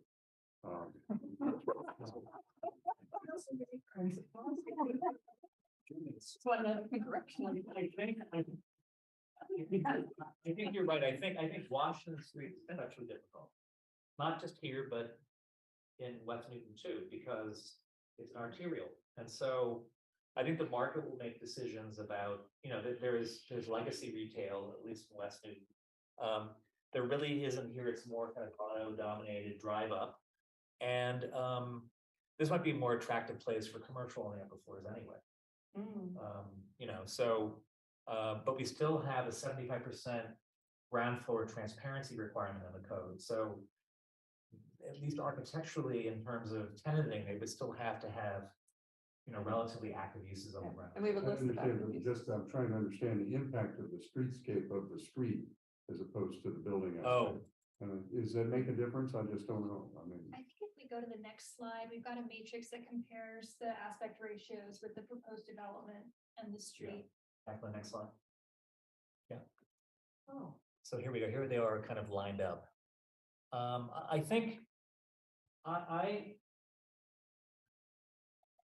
think an answer to your question is that I think a more pedestrian friendly street space proportion will have a traffic calming effect. In other words, if you're on an arterial on the outskirts of the city and there's just fast food stuff and you're just seeing those lights and it's green and you hit the gas. But I think if you're in a more active environment, Jeff Speck and other experts will tell you this, cars drive more slowly because there's more to see and there's more to be aware of. So I suspect that even in Newton Corner, if that build out happened, it would get drivers on that section to behave a little differently. Yeah, that's been my experience on Walnut Street over, before and after the developments and the streetscape improvements, that things have slowed down a bit. There's a lot of people around and people crossing the street. But in my neighborhood, because of West Newton and the traffic is terrible there, people are taking the side streets and they're going really fast and we're having a lot more accidents. So slowing it down there is moving the traffic elsewhere. Yeah, I mean, I think, I'm thinking of Walnut Street, where there was a lane diet and streetscape improvements and the curb extensions for the crosswalks. That, the section of Walnut Street, especially where we have that view, is already a calm street because of those changes that have been made. But in our general observation of the village centers across the city, you have a lot of good candidate in the village centers for lane diets and the expansion of sidewalks also. Where lanes are very wide, they're 12, 13 feet wide, and they can really be, if there isn't transit, they can be as narrow as 10 feet. It doesn't reduce vehicular capacity, it just makes cars drive a little bit slower. Now, whether that gets cars to seek other routes, I'm pretty sure that GPS does that. Waze does that. Yeah, I don't think people think to know to do that. I think it's like you are driving and you're like. Well, for me, I avoid Walnut Street now. If I'm driving through, I'll take Lowell, I'll take something else, I'll do. Right. And before I used to take Walnut Street, but I don't anymore. Right. So I mean, some of it is, ways and things like that, but others, people are changing their habits and doing other streets. Director Heath? So Councilor Wright, you do exactly what you're accusing people in West Newton Square. No, I mean, the option in West Newton Square is, we could have made it easier for cars. We prioritize pedestrians. So there's impacts. You could have made it much easier to drive through West Newton Square What they need by to making do, it wider. what they need to do is all the roads around West Newton Square and put up speed bumps and things like that to slow the traffic down. Because there was a huge accident just today on Washington Street. Multiple fire trucks, police, the whole bit backed up a half a mile for traffic. So it's. Well, I think behavioral, cultural adjustments are probably beyond the scope of zoning. It's Yeah. Seriously, it's like everybody has to have the 2-second advantage, right? I don't have any trouble going through Walnut Street, crossing town. And I do cross town a couple times, 3 times a week, and I don't even think of. It's only an Sorry, issue I at don't 9 think of AM. taking Lowell. But Newton North's later start. It's the only Yeah. time it's an issue. I just think it's interesting. It's more interesting to drive down Walnut Street than some there's other stuff going on. streets, and it's, there's stuff going on, and, It depends on the mood you're in. Yeah. I suppose so. Yeah. I think people are on their phones are not paying attention. Well, then you have that can't too, zone yeah. out stupid. Yeah. West Newton, they still have to fix. So I'm right near West Newton Square and I can't get out of my street because people don't let me through because there's 4 or 6 light cycles to go through Watertown Street to get through West Newton. So it's still, and it frustrates people and, brings up the blood pressure and then people start going elsewhere and it's a problem over there. So I was hoping to get a little clarity on the Washington Street Newton corner, and I know Councilor Ryan wants to say something. You said that, I'm looking at these lots here though, where the Dunkin' Donuts and so forth are. I'm not sure, there's 1, 2, 3, 4, 5 small lots. And are you just taking 2 of those? Or 2? 3, because one of them was like extra skinny. Okay, all right, the ones right across from the garage, is that right? Yeah, okay. And are those all Interesting. below the 30,000? Yes. Yeah, they're very small. They're like 6,000 to 8,000. So there are 6,500, 5,700, and there's a 2,400, which is a parking lot, and 7,800. Yeah, okay. I just wanted to make sure I was in the right place. I'm sorry, Councilor Ryan. Yeah, I just wanted to comment on Washington Street, not just in Newton Corner, but all the way to West Newton. Originally, before I was a counselor and saw some of the pictures of Trio and that area, I thought that we were gonna be putting in the middle lane with trees and where if you had a crosswalk, you could at least stop in the middle because it's so wide. I mean, this is a horror show, Newton Corner. I mean, you just really don't wanna avoid ever crossing this. There's no way to avoid it though. Well, I mean, it's just awful, but I would think there that you could do it too, but my point is that when we're allowing this building to go on and changing the zoning, I would love to try and make that part, the infrastructure to do those things, part of building, you know, sponsored by our these developers. That, you know, and it's, we do it now and other cities and towns and states do it. We, you know, okay, so we need that barrier and more. So there's still a pilot, there's a pilot coming. Boulevard. From, Lowell to Chestnut, Yes. that's happening, that's pilot. Well, coming okay, out. even if it's coming or not, my point is that we have to make it more that these developers kick in for more of the infrastructure around where they're developing lots and building. I mean, and like that, going back to the sidewalks that I'm talking about. And I have the same problems, Council, right, that you have all the way over on the West Roxbury line since Kendrick Street opened up off of 128, people in that whole area from 128 to Brookline to West Roxbury, the people that live in Newton that have to try and get out on Dedham Street, and Brookline Street, and Manhattan Street, you just can't get out anymore. So it's everywhere in the city. I don't think we can solve the traffic. Well, I'm just throwing that in. I understand. It is everywhere. I mean, a lot of people driving through Newton. So I gotta put on that commuter rail. Go ahead, please. Can I ask a question about the aspect, or do they call this aspect ratio? Yeah. Is that the term? It's a proportion.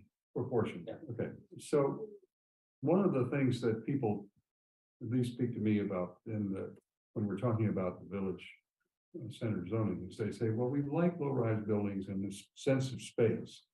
And the question I guess I'm trying to understand is that this gives you a sense of a more urbanized space, but there's a perception, I think, in the public that, for instance, Newton Center is mainly low-rise, as we know, and a few taller buildings, but they're mainly low-rise.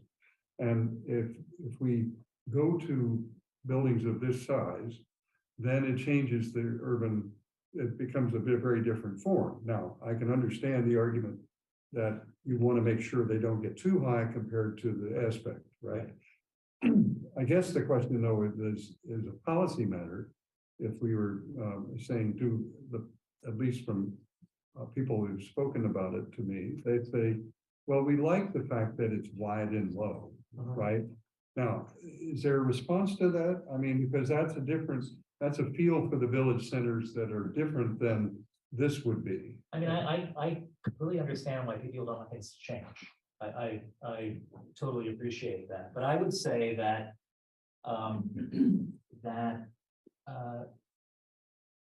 there's two issues. One is that I think the quality of the village centers as places will be better with these proportions. And I also think that they set up, I think, a more pleasing contrast between the garden city of residential neighborhoods and then the village you go to shop, to do civic life and do those things. And a lot of the one-story buildings that exist today were real estate decisions from the 30s and 40s. They're taller buildings to pay lower taxes. It's called taxpayer strips. I understand how it got there. I mean, Councilor Danberg has reminded us of that. Right. But I'm just trying to. These will result in a change in character of the village centers, but incrementally over time. I mean, I think that for the parcels to totally turn over, except for, first of all, any building that's 3 stories today has too much embedded value to be redeveloped for 4.5. So there's already a class of buildings that aren't going to change because you can't overcome the rent basis of that difference in density. I think secondly, development cycles, which come and go, they used to come and go every 7 years, but now no one knows how the world works anymore. I mean, it'll take a generation for half these parcels to get redeveloped. And so I have an issue with those visions that are being sent around that show this instantaneous change as if some dictator came and with a lot of money and changed them all. And so that's why we're showing fairly aggressive redevelopment here. You know, there's 2 or 3 new developments that are happening for a visualization, but it's not all going to change. Can I just ask one of those follow-up questions? Now, this is the streetscape in sort of the core, we were talking about the VC3. Part of the question, though, of course, is the VC1 areas, which are about the residential. They have a different feel, obviously, and so one of the issues I hope we will get to is going and looking at the interface with the residential properties, which, again, that's where we hear from people about.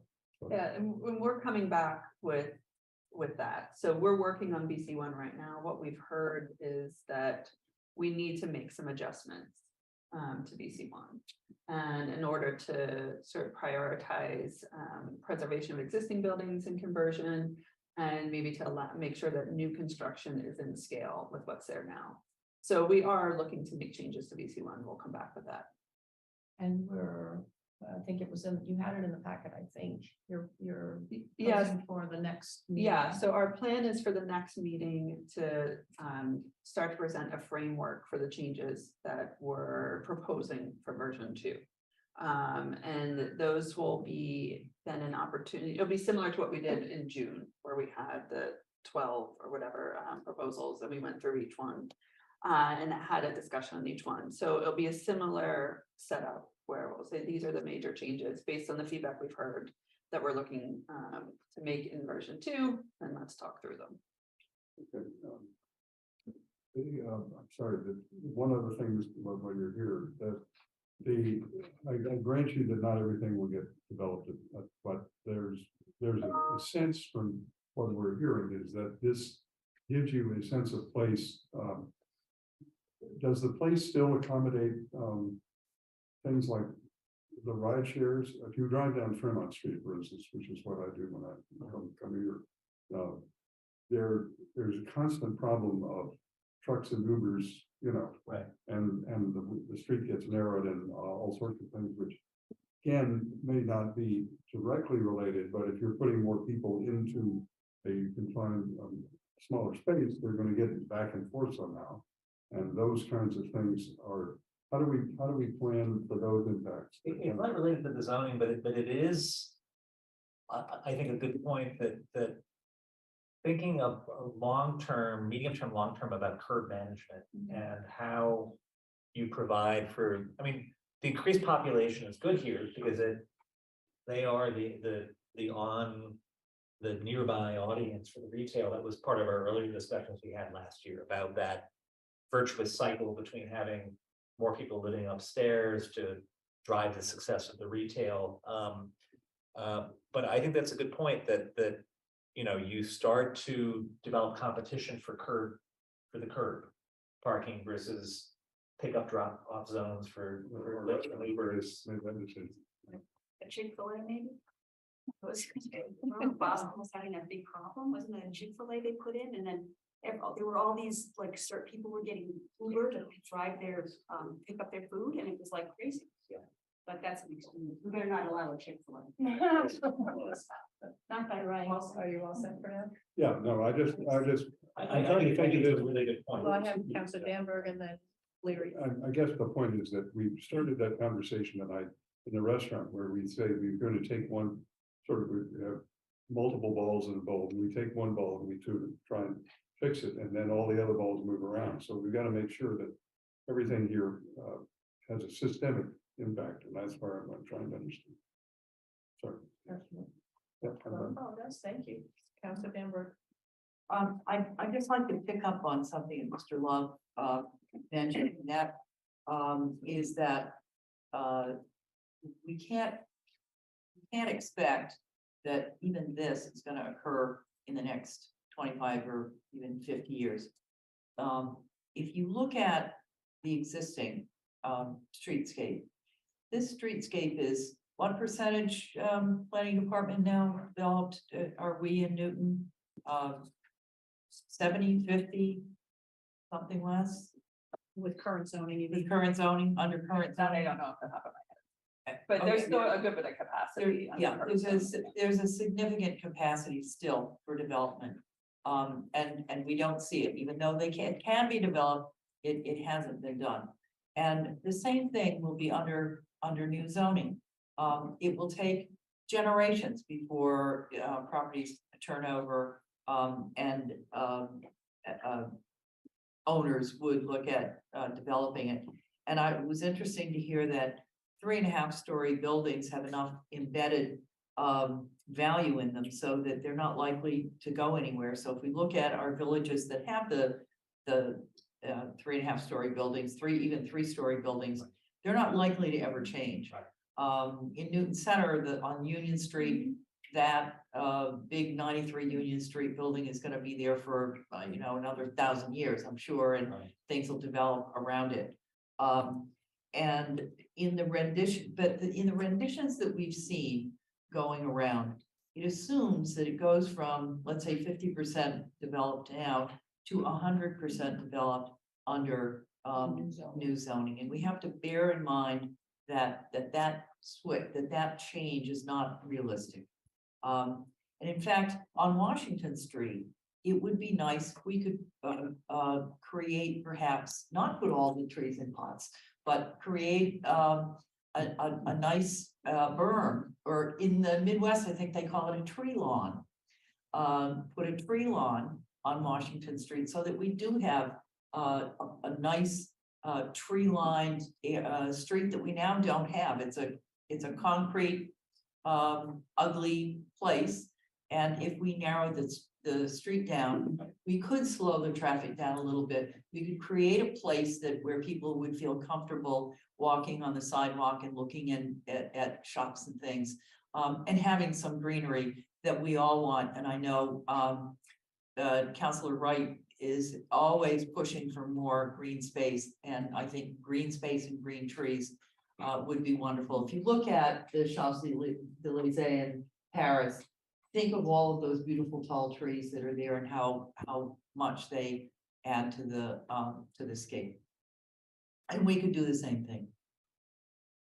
So I have Counselor Leary.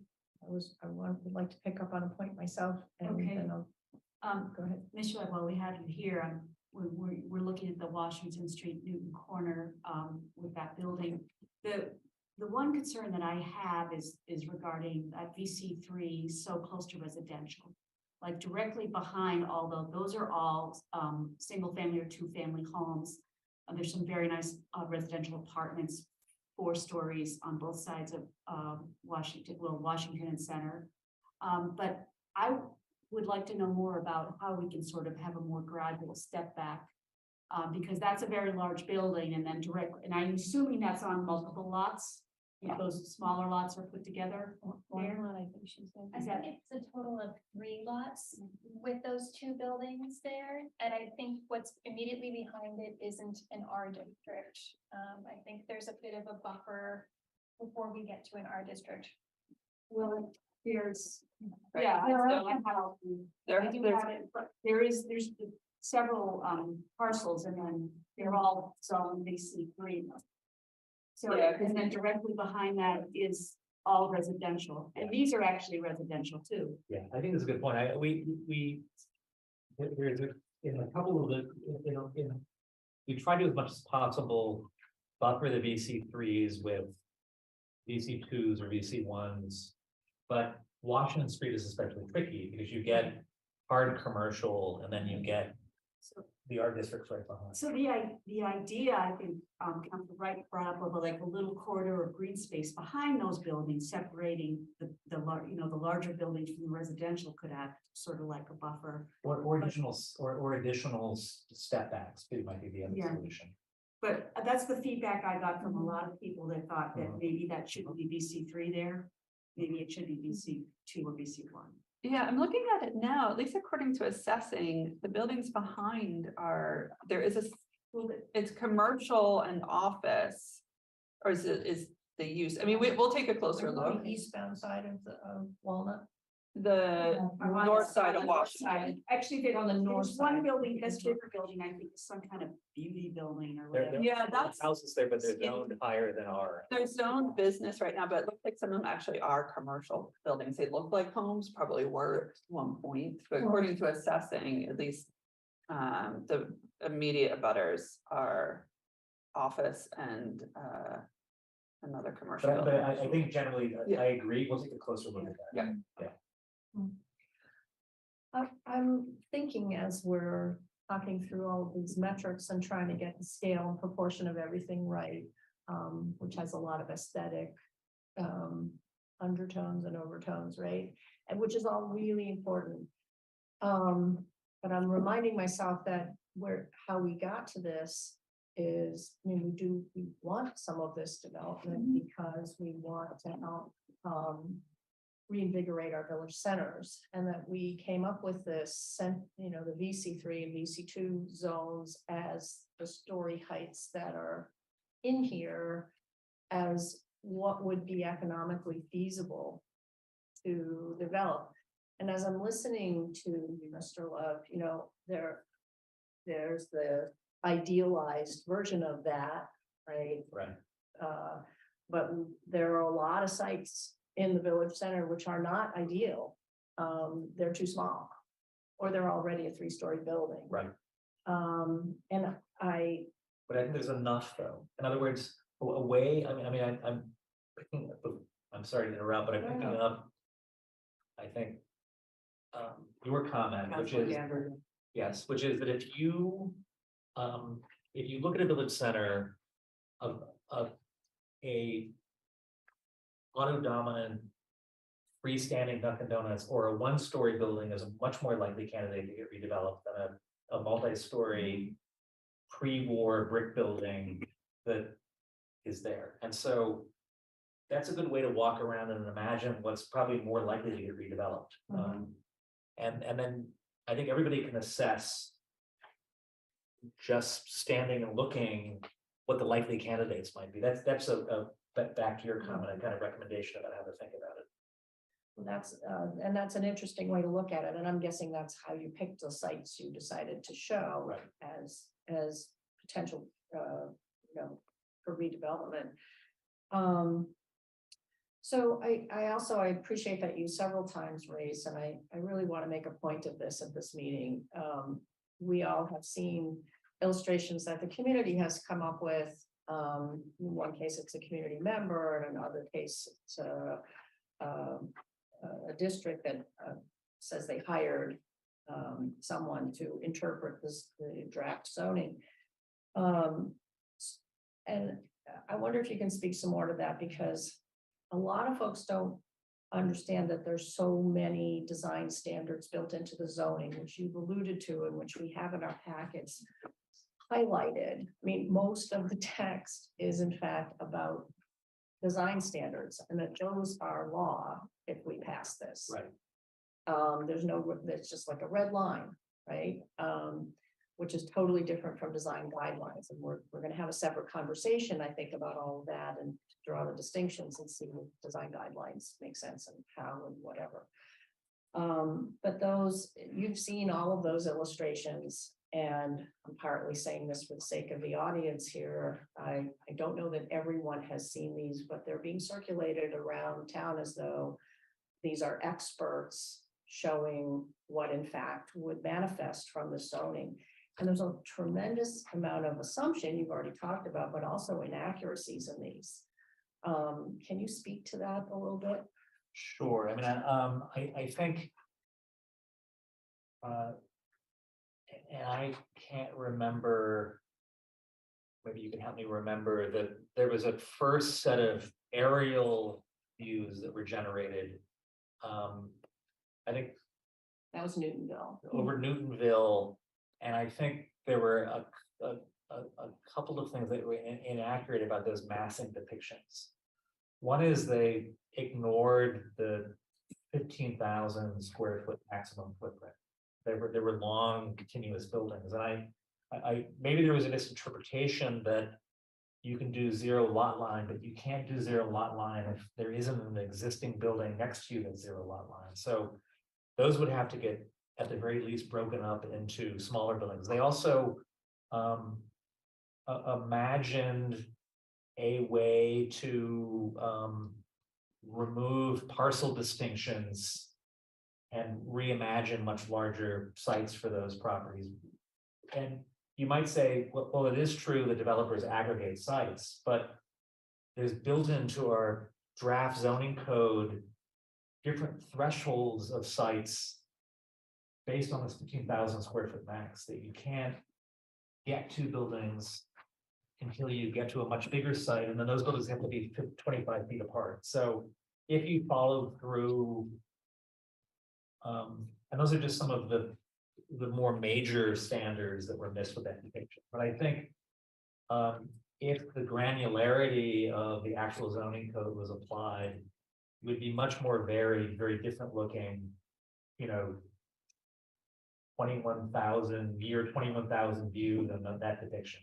I think the problem with the photoshopped kind of more, let's say, photorealistic renderings that have been passed around is that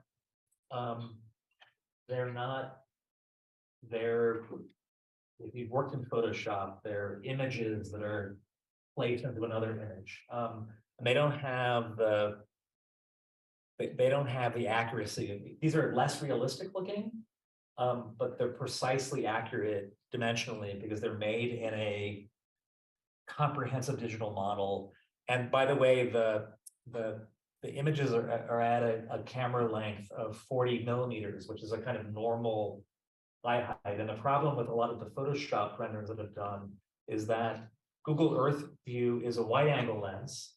And then the things that are being photoshopped in are being photoshopped in with photographs that are more the 40 millimeter classic thing, and that distorts the visual perception of those. So those are my critiques. I think also the matchy of the architecture in those is if you would get exactly the same building across the street when those would be different owners, at different times, and you wouldn't get exactly the same size parcel on both sides of the street. So those are just a couple of my comments. Thanks. Have you seen, so I think the planning department has sent you most things, but there's also an independent citizens group who has issued critiques of the illustrations. Did you see those as well? The critiques of the critiques? Yeah. I don't know if you have the latest one. I saw an earlier version. Yeah, I think you saw. It's hard to keep track.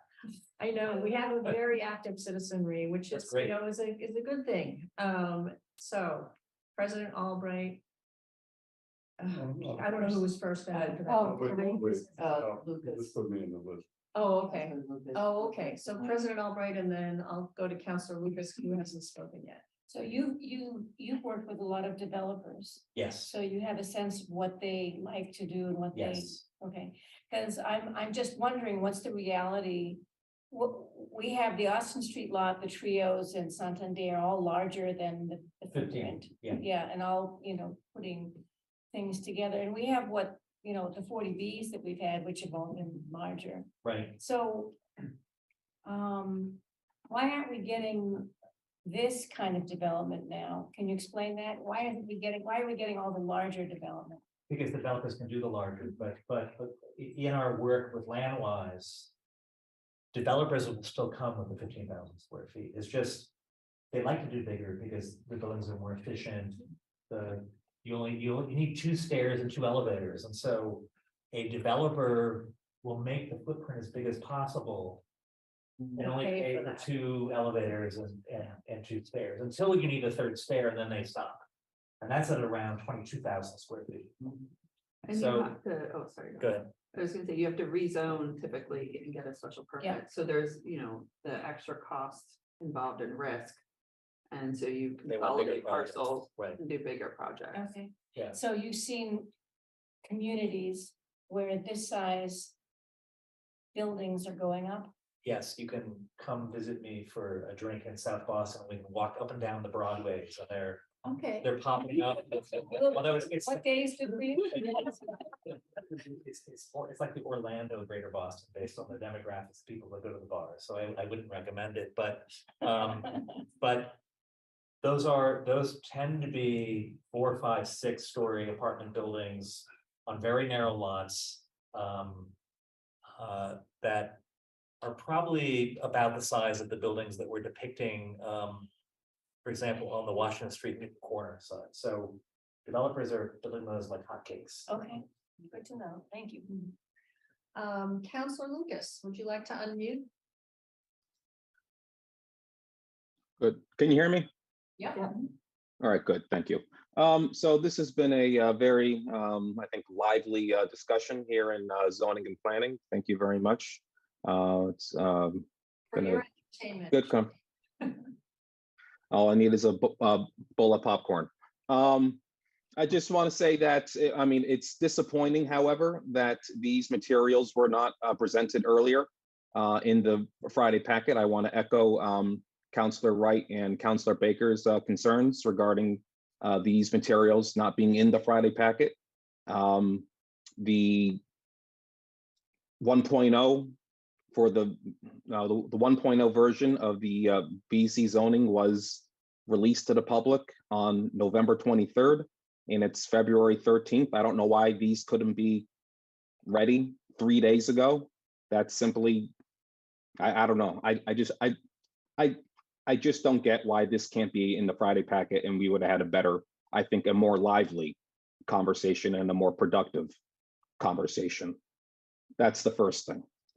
The second thing that I do have, I want to say, is that the renderings and that you're talking about right now, they were produced by the Newtonville Area Council, the Waban Area Council, and Newton residents who are very active in our community. And in the memo that was in the Friday packet, it said recent 3D drawings and other visuals prepared by outside parties have not accurately represented the proposed zoning. Director Heath, what did you mean by outside parties? We mean by not the city or the city's consultant. I think one of them is a firm in British Columbia, is that right? Yeah. Well, Ms. Kyra, they were Newton residents and part of the Newton city government. How is that an outside party? Okay, fine. I apologize if that was misleading. I think it's still that they don't accurately represent the zoning. So regardless of who created them, I think our concern is that they don't convey the actual zoning requirements. Okay, well, again, I think words do matter, and outside parties, I mean, I'm getting a lot of feedback on that. It's, you know, it's offensive. And I do ask the planning department to use, you know, better descriptions when we're talking about Newton residents who care about this city. I don't know, that's all I have for today, but please continue the conversation because it is an enjoyable one. Thank you very much. Thank you for making it ever so much more enjoyable. Anybody else? Counselor Wright. So I just want to clarify. So what you said is that our villages are going to be much different than what they are now. And we're using an urban aspect ratio for our suburban villages. So there's going to be a big change in the villages. Well, I think, but if you consider it relative to your existing zoning, there isn't a big change. In other words, it's important to compare the zoning proposal to the zoning toolkit that's available now in the permitting process. And in that case, I would argue that the changes are very minor. Okay, and to get back at Councillor Danberg was saying that we won't see these changes in 25 to 50 years. And in West Newton, Mr. Korf is acquiring the whole block there in the process, and he's starting one and the other. You know, he's doing Dunstan. He's constantly at the other owners trying to get it. And most most of the buildings are one or two other owners. So once they decide to, plus the Donatos are also looking to do Dunstan West. So I think it's more in 10 years that we might see this development, especially in West Newton. And also in Newtonville also that's happening. It might not be so much in Newton Center because there's a lot more owners, but I think in some of these villages, it will change in a much quicker time frame. I do like to talk about a little bit of these renderings from the 3 different groups.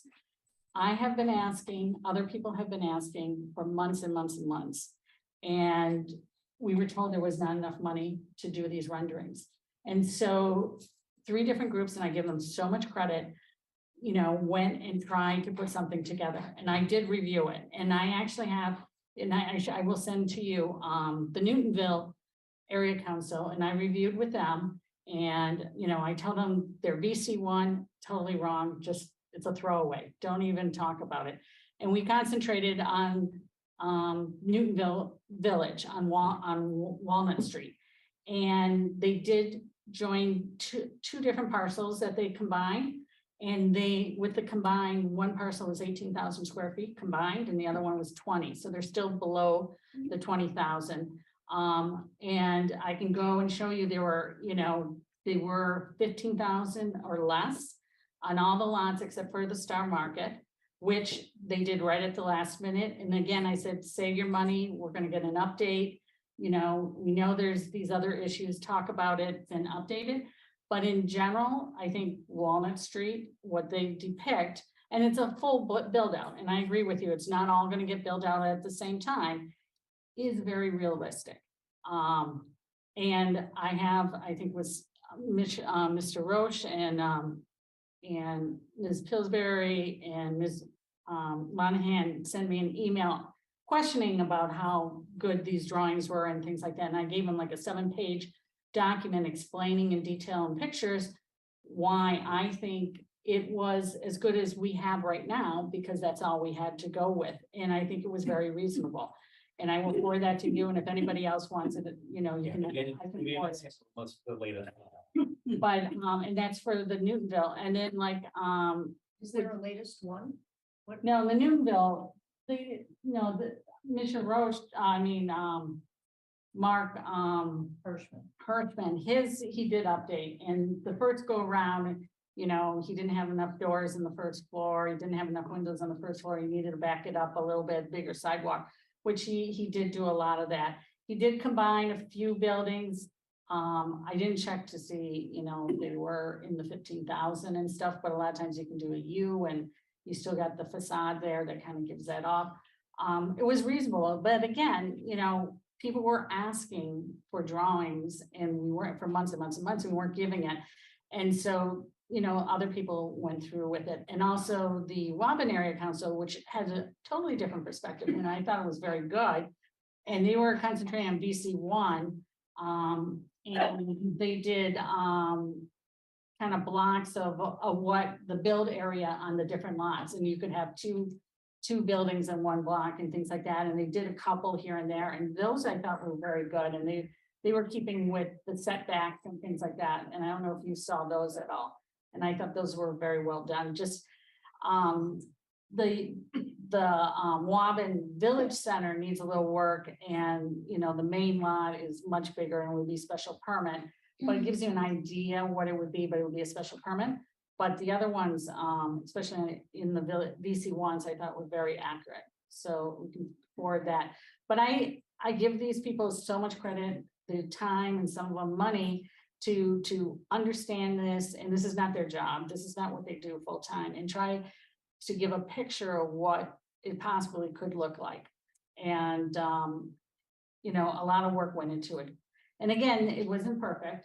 And, you know, some of the people, when Newtonville presented at the Highlands, they only had like 10 or 15 minutes, but when they were in Newtonville presenting, they had about an hour, and they could repeat, you know, it got kind of lost in translation, you know, disregard VC1, you know, these are wrong, you know, and they were combining lots, they shouldn't be doing it, you know, things like that, but that didn't really translate on there. But I think what they showed on Walnut Street was quite accurate. Councilor Wright, I think I understand that there was a gap.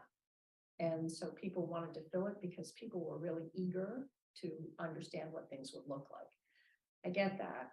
But we've seen not just what we heard tonight, but we've also seen very careful critiques of those drawings.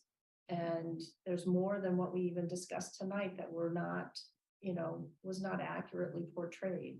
And so what happens when you do that? And when you go on the road, as Mr. Hirschman has done, and show people things and it's like, you're an expert. I just think, yeah, there was a gap, and where there's a vacuum, somebody's gonna fill it. And it's great that we have a lot of really active, interested citizens who are trying to do that. But I'm not sure why we can't just wait and get everything in due time. We were told that there was no money for drawings. We were told that there weren't going to be drawings. You did say that in the earlier. And so For a full city model. Yeah, And that's what we were asked for, was a full city model. okay, but I didn't hear about, the different villages, and I've been asking specifically for Newtonville to get that picture. And it's been months and months and months, and Director Heath would like to respond. Yeah, where to begin? It is foolish to show development on every single parcel in village centers as if they could be built, because we could do that today. Someone could come in tomorrow under MU4 and redevelop the village centers to the maximum. And we've seen that in a couple examples where the MU4, again, Trio's a good example of that, where somebody assembles parcels and builds the maximum. That could happen tomorrow. We could show that on every single village center, on every single parcel. That's not going to happen. This is an incremental approach that improves on what we have today. So to show images or views of an entire village center being redeveloped at the same time is disingenuous. It doesn't happen that way. It's foolish to show something like that. That's a complete redevelopment. Newtonville, we're showing it in sections. If you saw their demo, they would show, here's this one block, what it would look like. Here's another one, here's another one. I think Mr. Herschel did maybe just in 2 phases, not as much, but they weren't showing nothing to all, unless you thought, if you were sitting in and listening, it was gradual. And again, Newtonville and West Newton, looks like it's going to be closer to 10 years versus 25 to 50. Council Wright, as what everybody's trying to say is that Newton, if we don't do anything here, then that's not going to stop Mark Development from continuing to acquire parcels. And they're going to try to use the only zoning that we have, and they'll seek permits to do that. And, our history is that we've been waiving those things and giving that. So if we put in place a zoning that we really want to see happen, it creates a limit on that sort of thing. So I'm not gonna saying. let Deputy Director. So Lauren can attest to this. It's incredibly time consuming to do this accurately. Which is why, we've said we've never been able to do it for the whole city, as Director Heath said as well. It's just not realistic. But one of the reasons why we really spend the time to make sure that it's accurate is because, as you know, these take on a life of their own outside these meetings, right?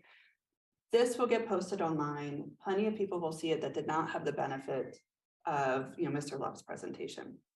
It's similar when other groups do the same thing. You say at the meeting, there was discussion about, oh, this is incremental, or ignore this, ignore that.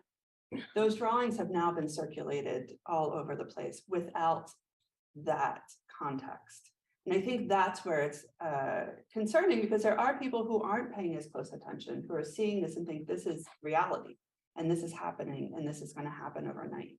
So I think that's why, while I think, I give a lot of credit to all of the people who are so invested and who are spending their free time and their money to produce these sorts of things, we do really need to be careful that they are accurate, because people are seeing that and thinking that that's what's going to happen. So that's why it takes us longer, and I know that's frustrating to people. And people are waiting for these images, but it takes us longer because we are making sure we're doing it incredibly accurately, so that when people see this, they know this is something that could happen.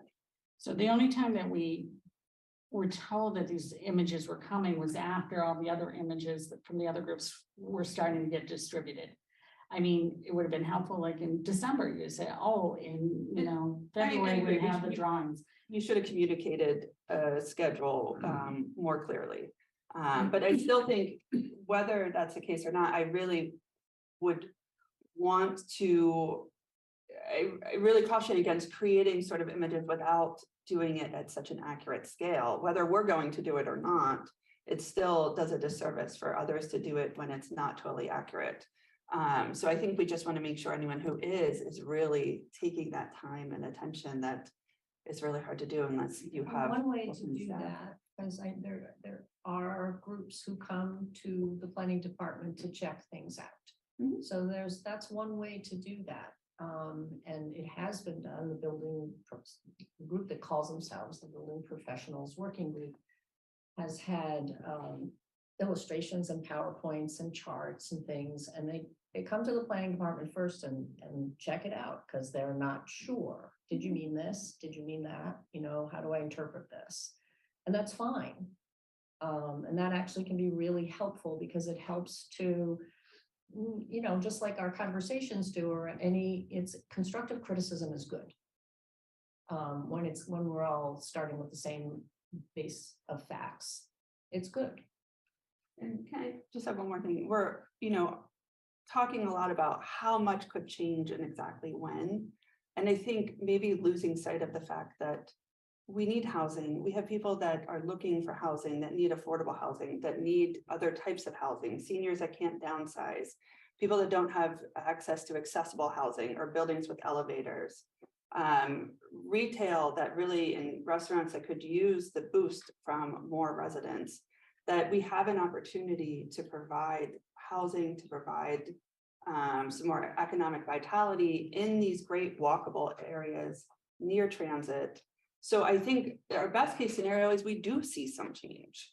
I think we should hope to see some change in the next decade. So I would like to see change. And the people who are talking to me, what they'd like to see in the village centers are 3 and 4 stories, not 4 and 5 stories, but they would like to see change. Now, there are people out there that want no change at all, and I understand that, but we'd like to see change.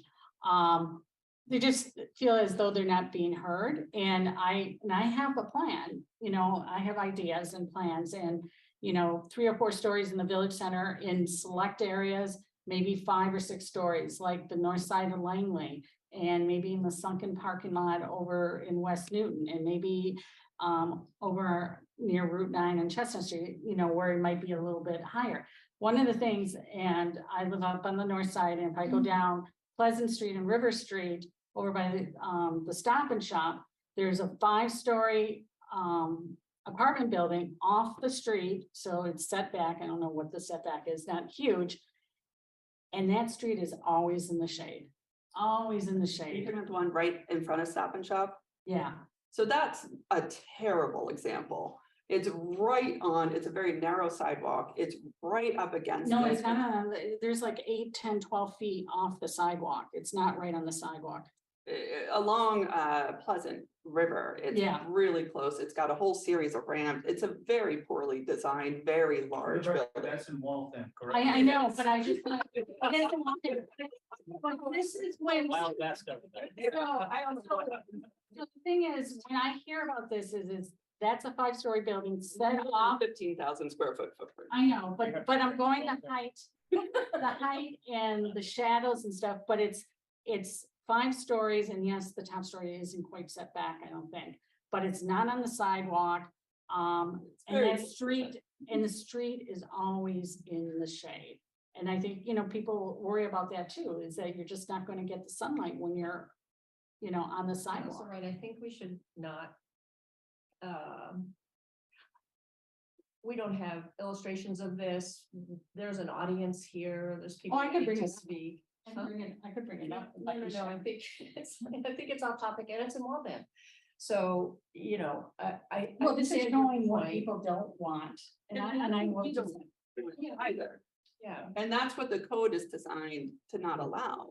It's got maximum building lengths, it's got the step back at the top, it's got the sidewalk width, it's got the So transparency at the ground floor. there's, Counselor Norton has not spoken. I'm thinking Counselor Lucas still has his hand up from before. There we go. Okay.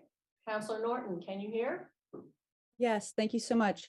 I did want to just emphasize, I do agree with Counselor Lucas and Counselor Wright that people put together their own plans on their own dime because the city wasn't doing it. So if that's what it took to get the city to do it, then I think that's fine. I also do think we need to be better about our language. We work for our residents, we represent them, they're not the enemy. People have different opinions on what they want for the city, and that's totally valid.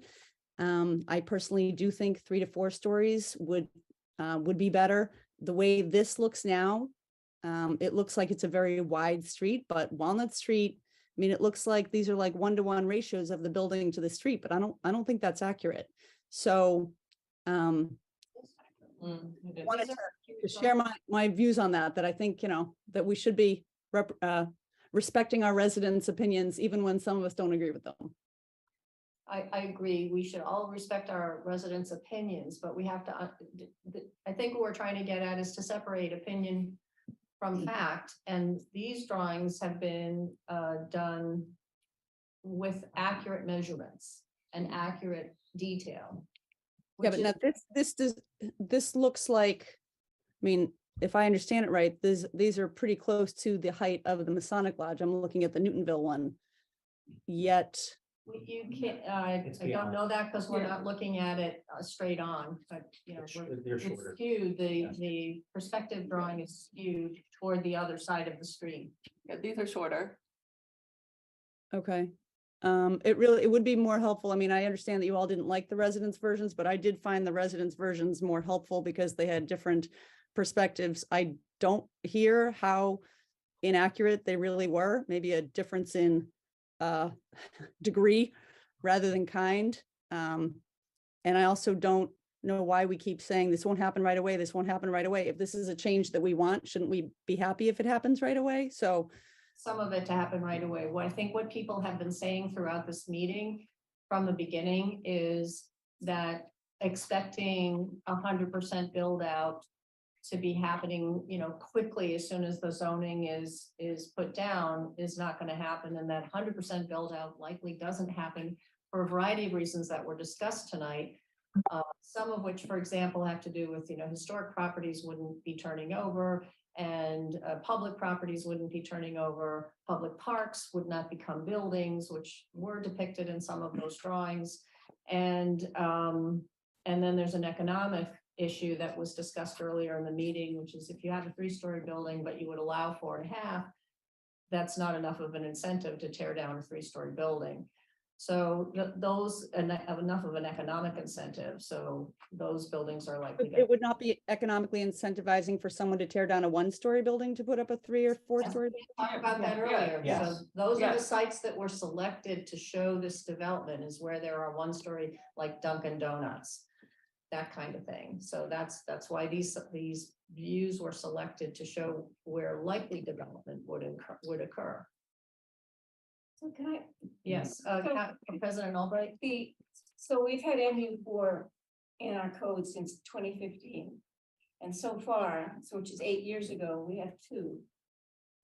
And someone could have at that time, when MU4 was developed, done the similar depiction of Newtonville and all of our village centers with MU4 replicated everywhere. And it would have looked similar in many ways to what the folks did at the area council and the others. It would have looked similar.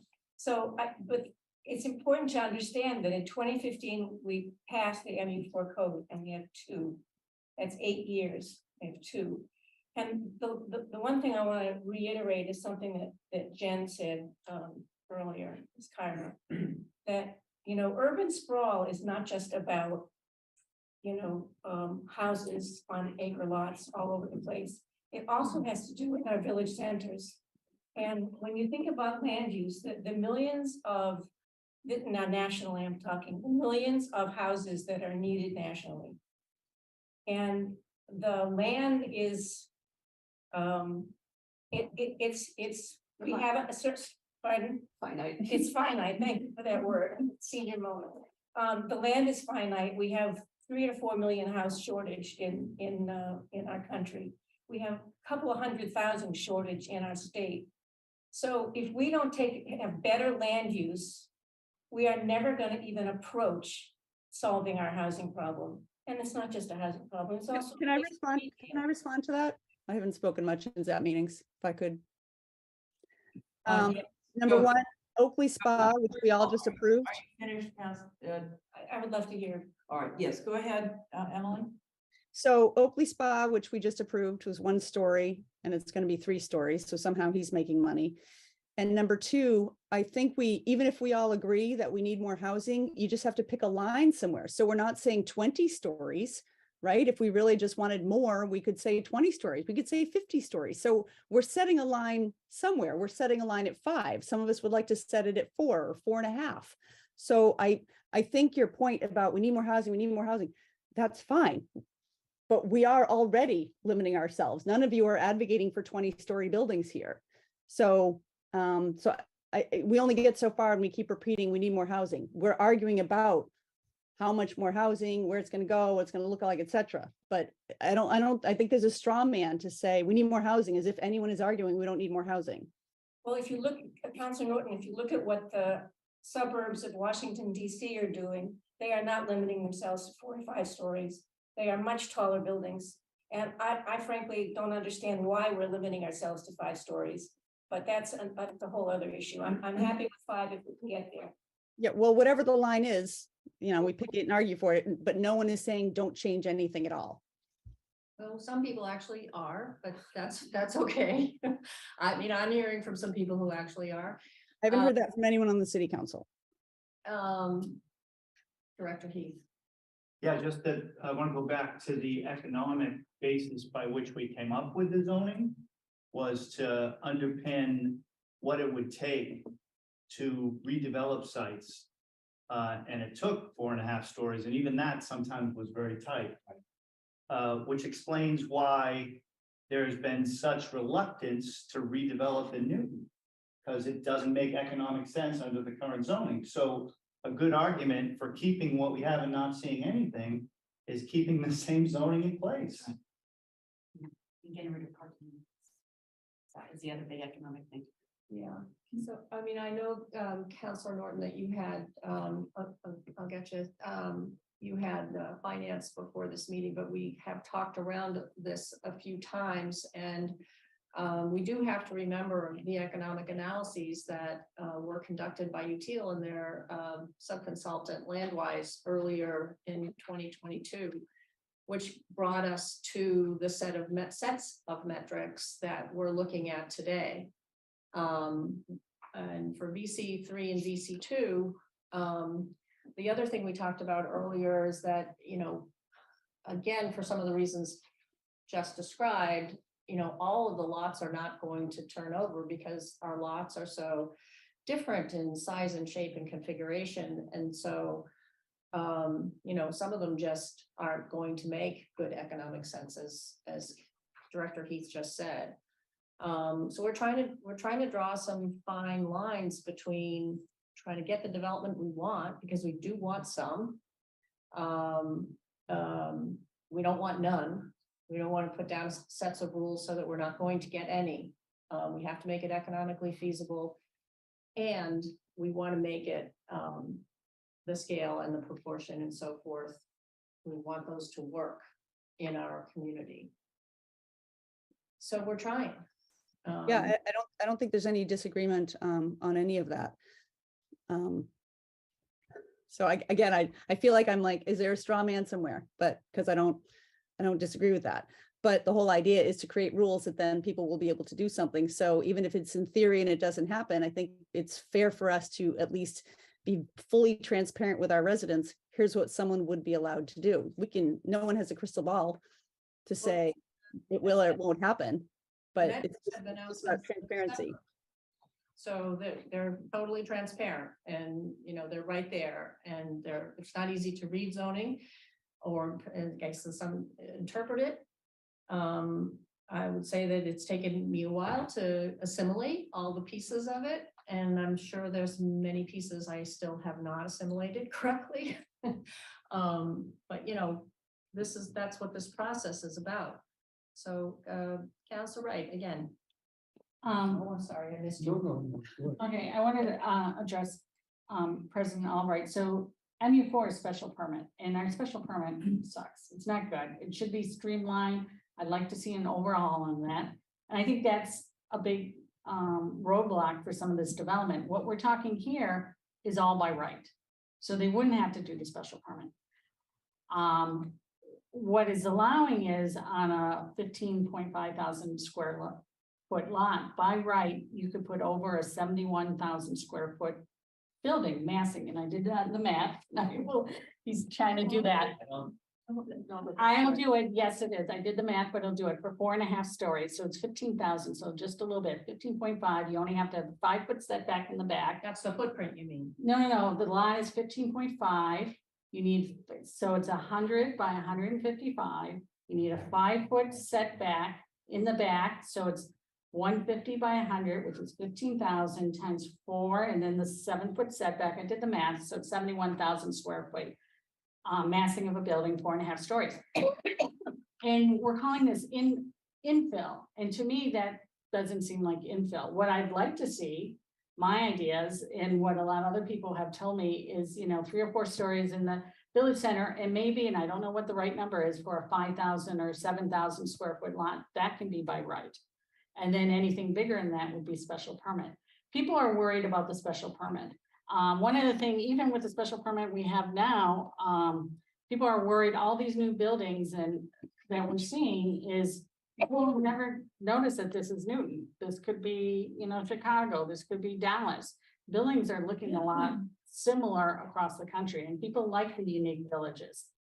So, you know. Have you been to Chicago and Dallas? Yeah, you're talking 50-story buildings. Well, 55 more story out in the suburbs. I shouldn't say downtown, you know, Chicago and Dallas, but a little farther out.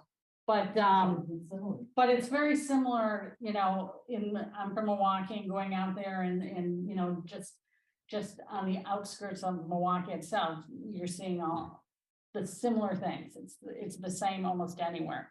So, infill, I agree that, you know, with infill and do it by right, but this is, you know, allowing a 71,000 square foot building. Council Wright, there are special permit limits built into this text. But this here, and I'll go through it, it's 15.5, so a 16,000 square foot lot right in the village center. So it's abutting other buildings.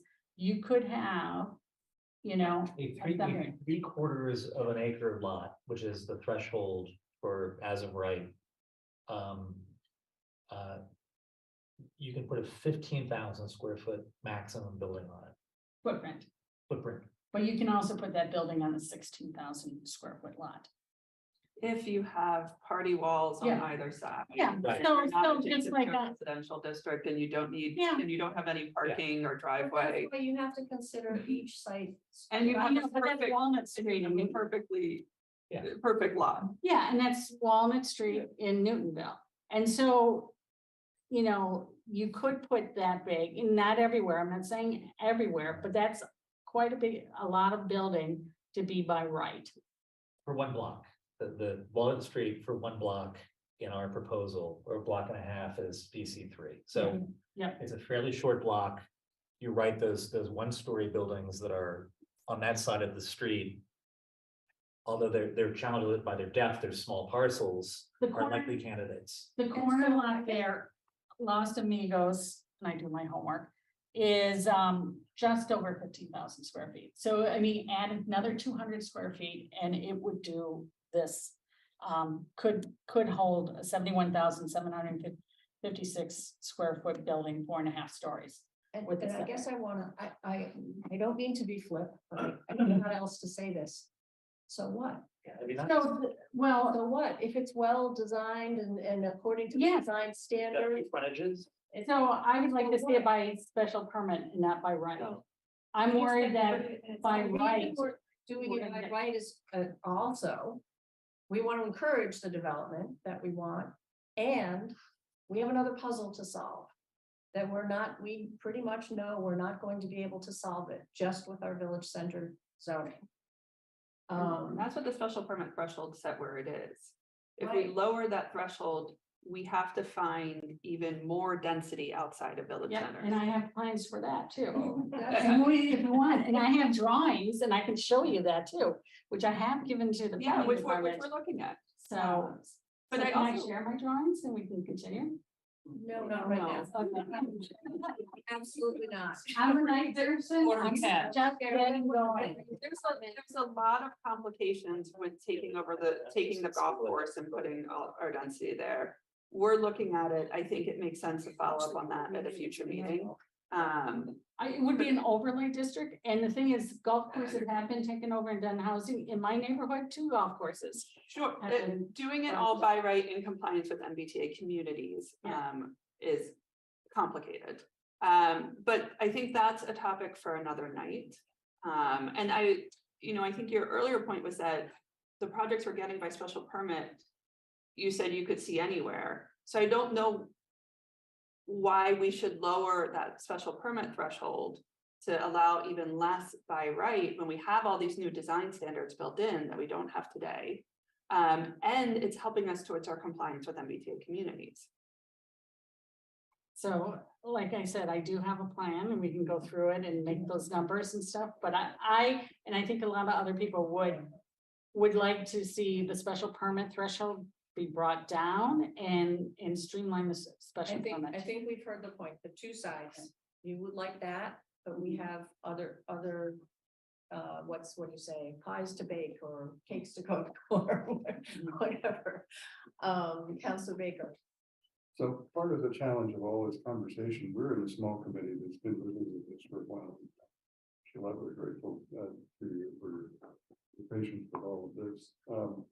But we're in turn accountable to the citizens, and I think to criticize them for not designing exactly what you designed is a little unfair because they didn't have something else, and we've talked about that. But I think ultimately we're going to have to be able to present to them a sense of what the vision of the changes will work. And so this is a start, but I hope that we might spend some time talking about the development standards, because I think they're a key dimension of what is being discussed. There's one other question I have, which goes to the economic feasibility, oddly enough.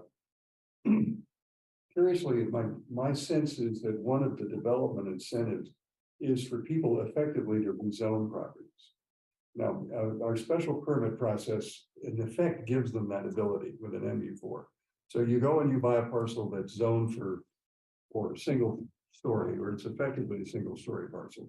And the value of it represents single story. And then I'm a developer and I come in and say, I can turn this into 5. You can't do it because you don't know what to do with it. But because I'm a developer, I know what to do with it. And I've got counsel and I can make my if I turn around oddly enough and say, this is now going to be as of right rather than special permit. The curious question is the value of that parcel now jumps significantly where it's buildable, but is that absorbed by the current owner who gets a windfall? And the developer says, now I don't want to play anymore because I don't have, I mean, it'd be curious kind of counter incentive. You understand where I'm going? Absolutely. I think that is an accurate, that's completely accurate, which is that currently your zoning regime is geared to the very sophisticated developers who can convince the current property owners that their parcels are worth nothing, that have the confidence that they can then, which is not actually true, because brokers are already whispering in those owners' ears that their parcels are worth more than they would innocently think by looking at the existing zoning, because brokers are other agents that are whipping up transactional possibilities, right? But But you're right, what happens is that as of right zoning tends to completely stabilize land values. But that's not necessarily a bad thing, especially on on that end of the market below 3/4 of an acre, where those developers that are very good at combining parcels and getting value out of the special permit process aren't gonna go to that scale anyway. So our sense and the sense of Landwise is that this is gonna open up development of smaller parcels that otherwise wouldn't happen at all. But your characterization of the market is completely accurate. Well, I guess I'm just trying to understand the economic incentive of where you get to when you have an as of right, which say, now, we've seen people come in and say, I want to rezone, that's what MU4 is, right? That's basically a floating zone that drops in, just like an overlay in this case is going to give people the option. So I'm just trying to understand, leaving aside the questions of what we want to get built, I'm just curious to understand the incentive systems as they come about. And so that's an open question in mind. I haven't decided. I'll give you an answer for how the market performs in markets where there are tight zoning regimes, which is the conversation is different, which is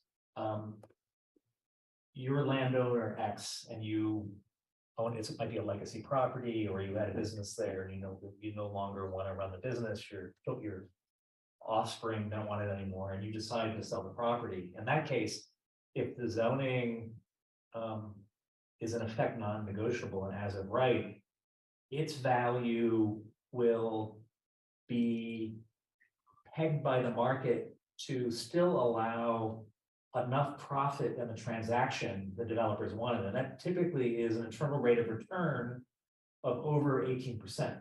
And so in a strict non-negotiable regime, the market will know to price that land at a value that a developer who might buy it could get an internal 18% internal rate of return approximately, going in and taking the risk. And so the market all self-corrects hypothetically.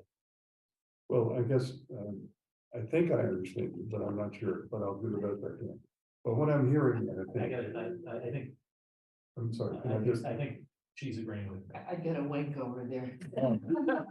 I think what I'm hearing is that if the zoning is stable, now, of course, part of the difficulty is you can amend the zoning again on a site-specific basis. We've seen all of it, that what MU4 effectively does. But so there's a premise that this zoning will be frozen for a while, when in fact, the whole composition of the council could change it, change everything. But what I'm hearing is that you think that there will be a stable value inherent in the zoning if it's passed that will enable some redevelopment to occur, but not, but enough, there will be enough incentive there to do it. Well, I think that there's two things that will happen. I think for the parcels that are less than 3/4 of an acre, it's still going to require some care on the part of the developer, because it's not an FAR based code. It's a actual test fit, figure out if you can get the thing to happen, that it won't be as automatic as FAR, where you would just take the size and do 2.5 and then the value would be clear. So it's still going to require a little bit of work on developers to know what they can actually get to fit there before determining its value. I think the other piece of it is, and what I'm not sure about, is what will happen for those parcels that are a little bit below 3/4 of an acre, but they're next to a small parcel. Will the market be incentivized to acquire that parcel and go the special permit route to do what developers already do?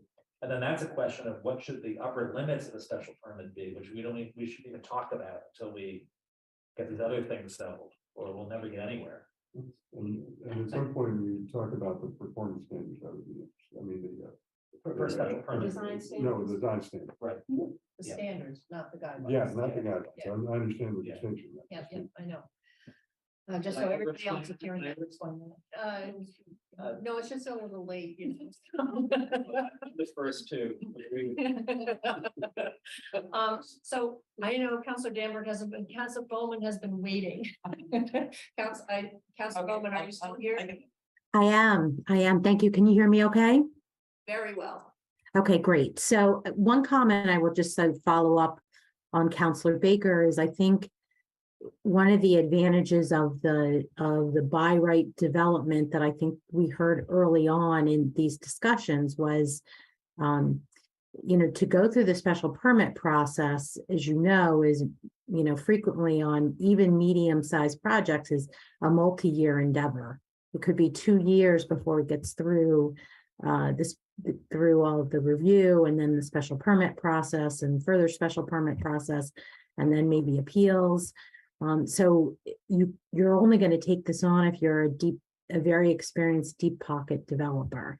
So, this idea that by having some established standards and a by right process might enable other developers who don't have deep pockets, especially developers who might be interested in increasing affordability. So if we make these buildings, make it too difficult to create by right, a sizable by right development, we are going to be keeping out the affordable developers out of our village centers. So, I think, and when we think about housing, the whole city should be in play, but we certainly should be concentrating our housing, at least now, if we care about congestion, if we care about the environment, if we care about livability, is concentrating more housing in our village centers so that people are close to transportation and stores and other amenities. So, thank you. Thank you, Councilor Bowman. Councilor Danberg. Thank you. I can be more brief than I would have had Mr. Love not given such a fabulous explanation of how this actually all works.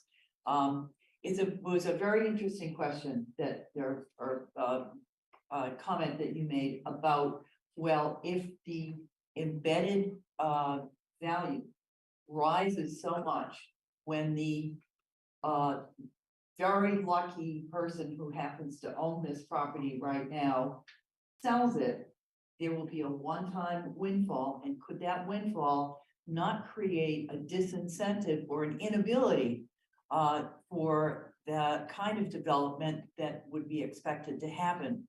The answer to that was explained so well that I'll just add a little bit to, is that the market is a smart place. The market is all-knowing, just as you cannot beat the stock market, believe it or not, because the stock market is all-knowing. There's somebody out there who knows every piece of information. The same thing happens in the real estate market, where if you create the ability to go from 2 stories to, or 1 story to 5 stories, that value will rise, but it will only rise to the point where the buyer, there has to be an agreement between a buyer and a seller. And the buyer knows in the buyer's head that the buyer needs, and I didn't know what the number was, you're saying 18%, let's call it 18%. If the buyer can't back into an 18% profit, you make or break your profit when you purchase the property. And so there is a kind of a floating number that property is worth if you can build 5 stories on it. And so, no, you don't have to worry about that because the market will correct itself. And that's a very high profit, but that's to take on the enormous risk at the very beginning. That profit goes way down, but when developers shopping for a deal, that expression, because we do a lot of consulting around, the kind of urban design and zoning implications of this.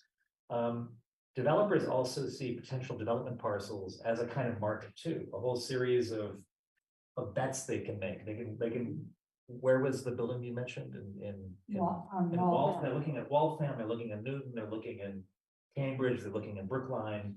And so when they're looking at different potential development sites, they're running a financial pro forma to see what the internal rate of return is when they're entering with the highest risk possible, which is that everything's a little bit of a mystery. And that in the different economic development consultants we work with over the years, that's a kind of target floor for evaluating competing options that they have. And so that tends to set the market price. The internal rate of return is what they always consider when they look at how much can I afford to pay for this parcel.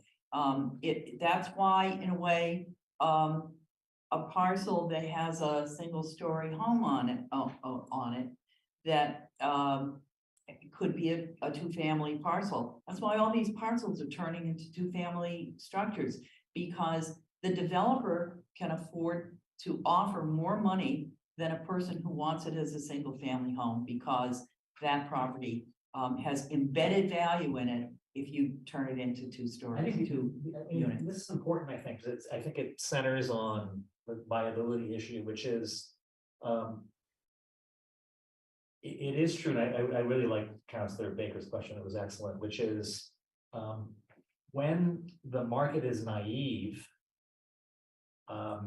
and that might be a potential seller or the brokers in a certain area, then savvy developers can, maybe get a deal. But the opposite, and this is an issue in special permit regime municipalities. And so that playing off what you can actually do with what the developer thinks they can do with a special permit can create a gap that can result in a large profit. But what's happened in Boston is Boston, like Newton, has been a special permit